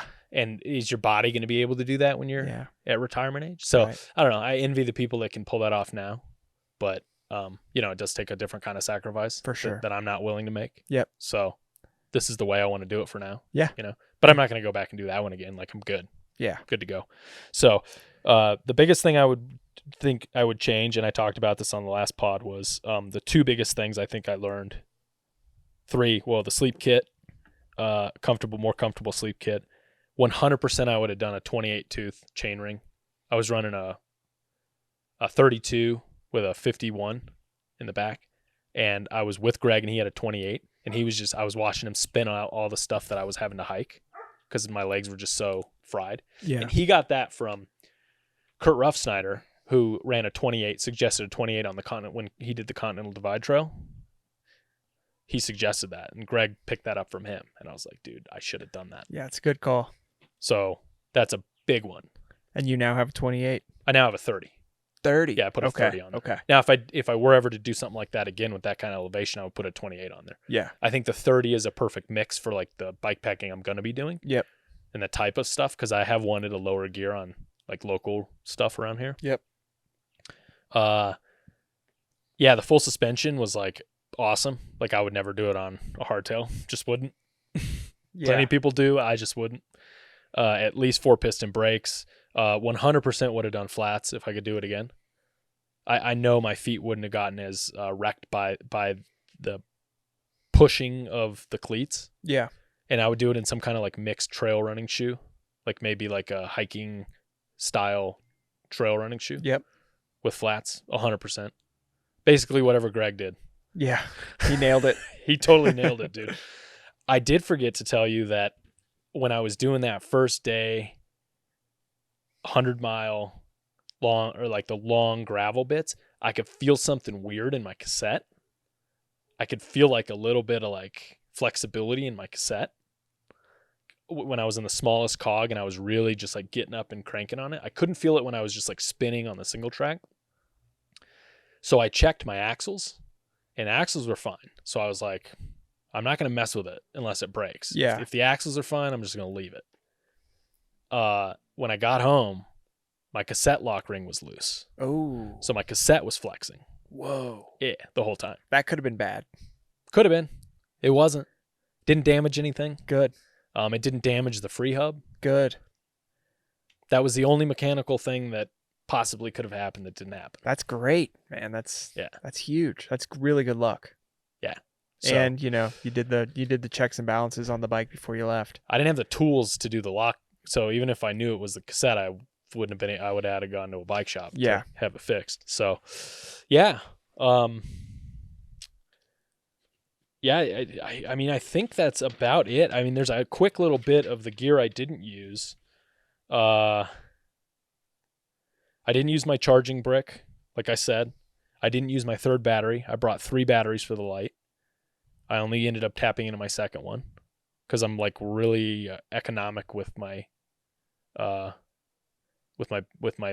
Keep it on low unless you absolutely need it to go higher. So much hiking. Yeah.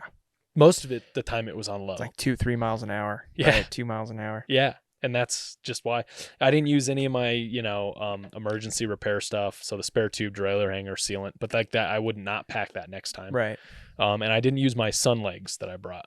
Okay. I probably should have put them on for some of the colder nights, but Yeah. I just didn't, and I didn't use them. And that was it. Everything else that's on my gear list, like it was pretty dialed in. That's great. Yeah. So yeah, and then the food thing, like stupid mistakes. I don't know why. I don't know, dude. I don't know what to say on Race those. brain. Yeah, just stupid. Yeah. And I paid for them. And then the mouth thing, and that was about it, man. And the mouth thing healed. Yeah, in like a week. Yeah. It was just like sores. Yeah. Like canker sores, I guess. Yep. Like sugar sores, Matt Annabelle calls them. Yeah. So they seem pretty common. Yeah. So I brushed my teeth well. I tried to take care of my mouth. Yeah. And it still happened. So, yeah. So, yeah. Pretty good deal, man. Yeah. Dude, super impressive. Yeah. Congratulations again. Thank you. Really cool to hear the whole story, kind of on how it all unfolded and what you learned and what you would do next time. And yeah, so I guess I'll ask this: what's next? Yeah, I got a running race in 2 weeks, 100-mile trail ultra running race. So I've just been kind of off the bike, putting in the miles on the feet for that. And because this year I wanted to do my longest bike packing race and my longest running race. Hell yeah, before brother. I'm 40. Cool. Next year. Cool. So, and dude, the 100-mile running race, trail race, like seems like it's like, dude, I hiked like 200 miles, like something in 24 hours. Like all I got to do is get through 24 hours. It's going to be cake for you psychopath. But before that, before CTR, I would have been super nervous about that. yeah. But the perspective is just totally different now. Right. So Right. So I'm really excited to do that. And then for bike packing, I don't know, dude, I'm not going to be at the border this year for Arizona Trail Race in October. I know a lot of people, it's a big year. Matt's doing it. Yeah. I'm good this year. Yeah. Got a tour trip with you Yep. and your dad. Yep. I'm really looking forward to that. And that's it, man. I think I'm done for the year. Cool. Next year, I got a few other things on the docket. Bones to Blue is on the list next year. In Truckee. I might join you for that one. Yeah, I want to do like a vacation type deal. Yeah. I want to do a whole bunch of 250-mile races next year. Like not a whole bunch, but maybe like 3. And then we got, planning season right around the corner for Pinions. Yep. You're going to be co-race directing that one again. Yeah. So hopefully something new there. Cool. Maybe not. That might not happen. We'll Yeah. see. We're still working out the logistics, but either way, I think there is a stage race, an organized stage race in the future out of Flagstaff of some sort. Cool. So whether it's VVR, we thought about doing VVR as a stage race. That'd be fun.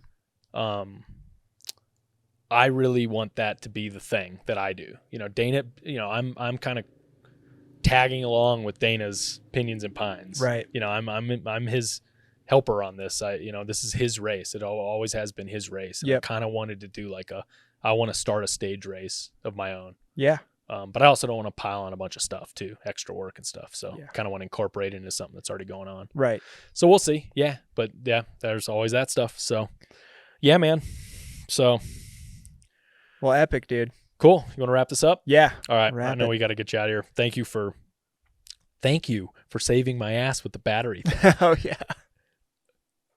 Anytime, man. I'm glad On the I way out of town for CT, I go to start my truck up and it's just dead battery. Yeah. And Tyler just happens to work at Findlay Toyota. Shout out Findlay Toyota. Shout out. Go get your service done with Findlay Toyota. Yeah, I'll take care of you. Ask for Tyler. And you got me in, got me sorted, got us back on the road. It was so awesome. Yeah. No, I'm super, super happy I was able to help and thankful I was in a position to get you back on the road quick. Yeah. I could see a little bit of panic in your eyes. You're like, you're like this trip cannot start out like this. And then something else happened. Yeah, I lost a cavity your the day tooth before. thing. Yeah. Or I lost a filling. So it was like two weird things right Yeah. before like this gigantic trip. Yeah. So Yeah. I was glad I was able to help and see you before you left. And Yeah. Yeah, you were part of my success cool. to this whole thing. Like so many people have to come out to help Yeah.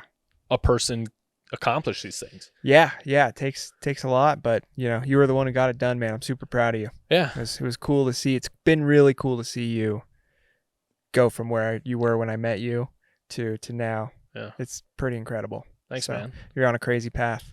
Yeah. It's fun to watch. Well, I want to do some fun stuff now. Yeah. Because that wasn't, it was epic.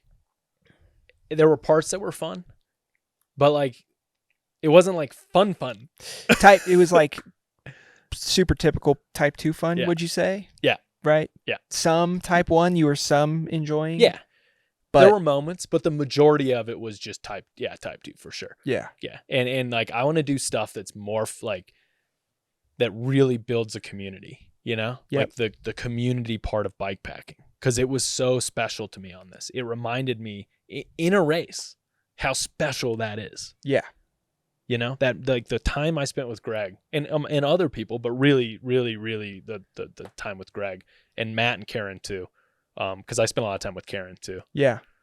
In early on in it. And it just that was the magical part for me, you know? Right. And so I'm just like, let's do more of that. Yeah. Let's figure out how to do more of that. So that's what hopefully is coming next year. And Awesome. hopefully you can be a part of it. Heck yeah, man. I got a couple ideas. Cool. Yeah. Right on. All right, man. Cool. Thanks. Thank you. I wanted to let you know a few different ways that you can support this podcast. Of course, you can subscribe, and share with your friends. Tell other people about it. Tell your friends and family. If you think these conversations I'm having are valuable as I think they are, share it. Send it out. Ask them to subscribe. That would be amazing. That's a free way that you can support. Another way you can support is by financially support is by becoming a member on either YouTube or Spotify. Those links are always in the description of all the videos. And YouTube members do get some extra perks like member shoutouts during the podcast, priority reply to comments, and best of all, you get early access to new videos that I'm releasing. You can also, if you don't want to sign up for a recurring membership, you can also show me your support by sending a one-time gift using what YouTube calls the Super Thanks feature. So when you're watching a video, down at the bottom, there's the little buttons, the thumbs up, thumbs down button. And right next to that, there is a heart with a little $sign in the middle, and it says thanks next to it. That is the Super Thanks button. So if you click that, it'll allow you to give a one-time gift, financial gift of your choice. And it's just incredible. Seeing the support that I've gotten so far from both members and from Super Thanks is just amazing, and it is definitely allowing me to keep this thing rolling down the tracks.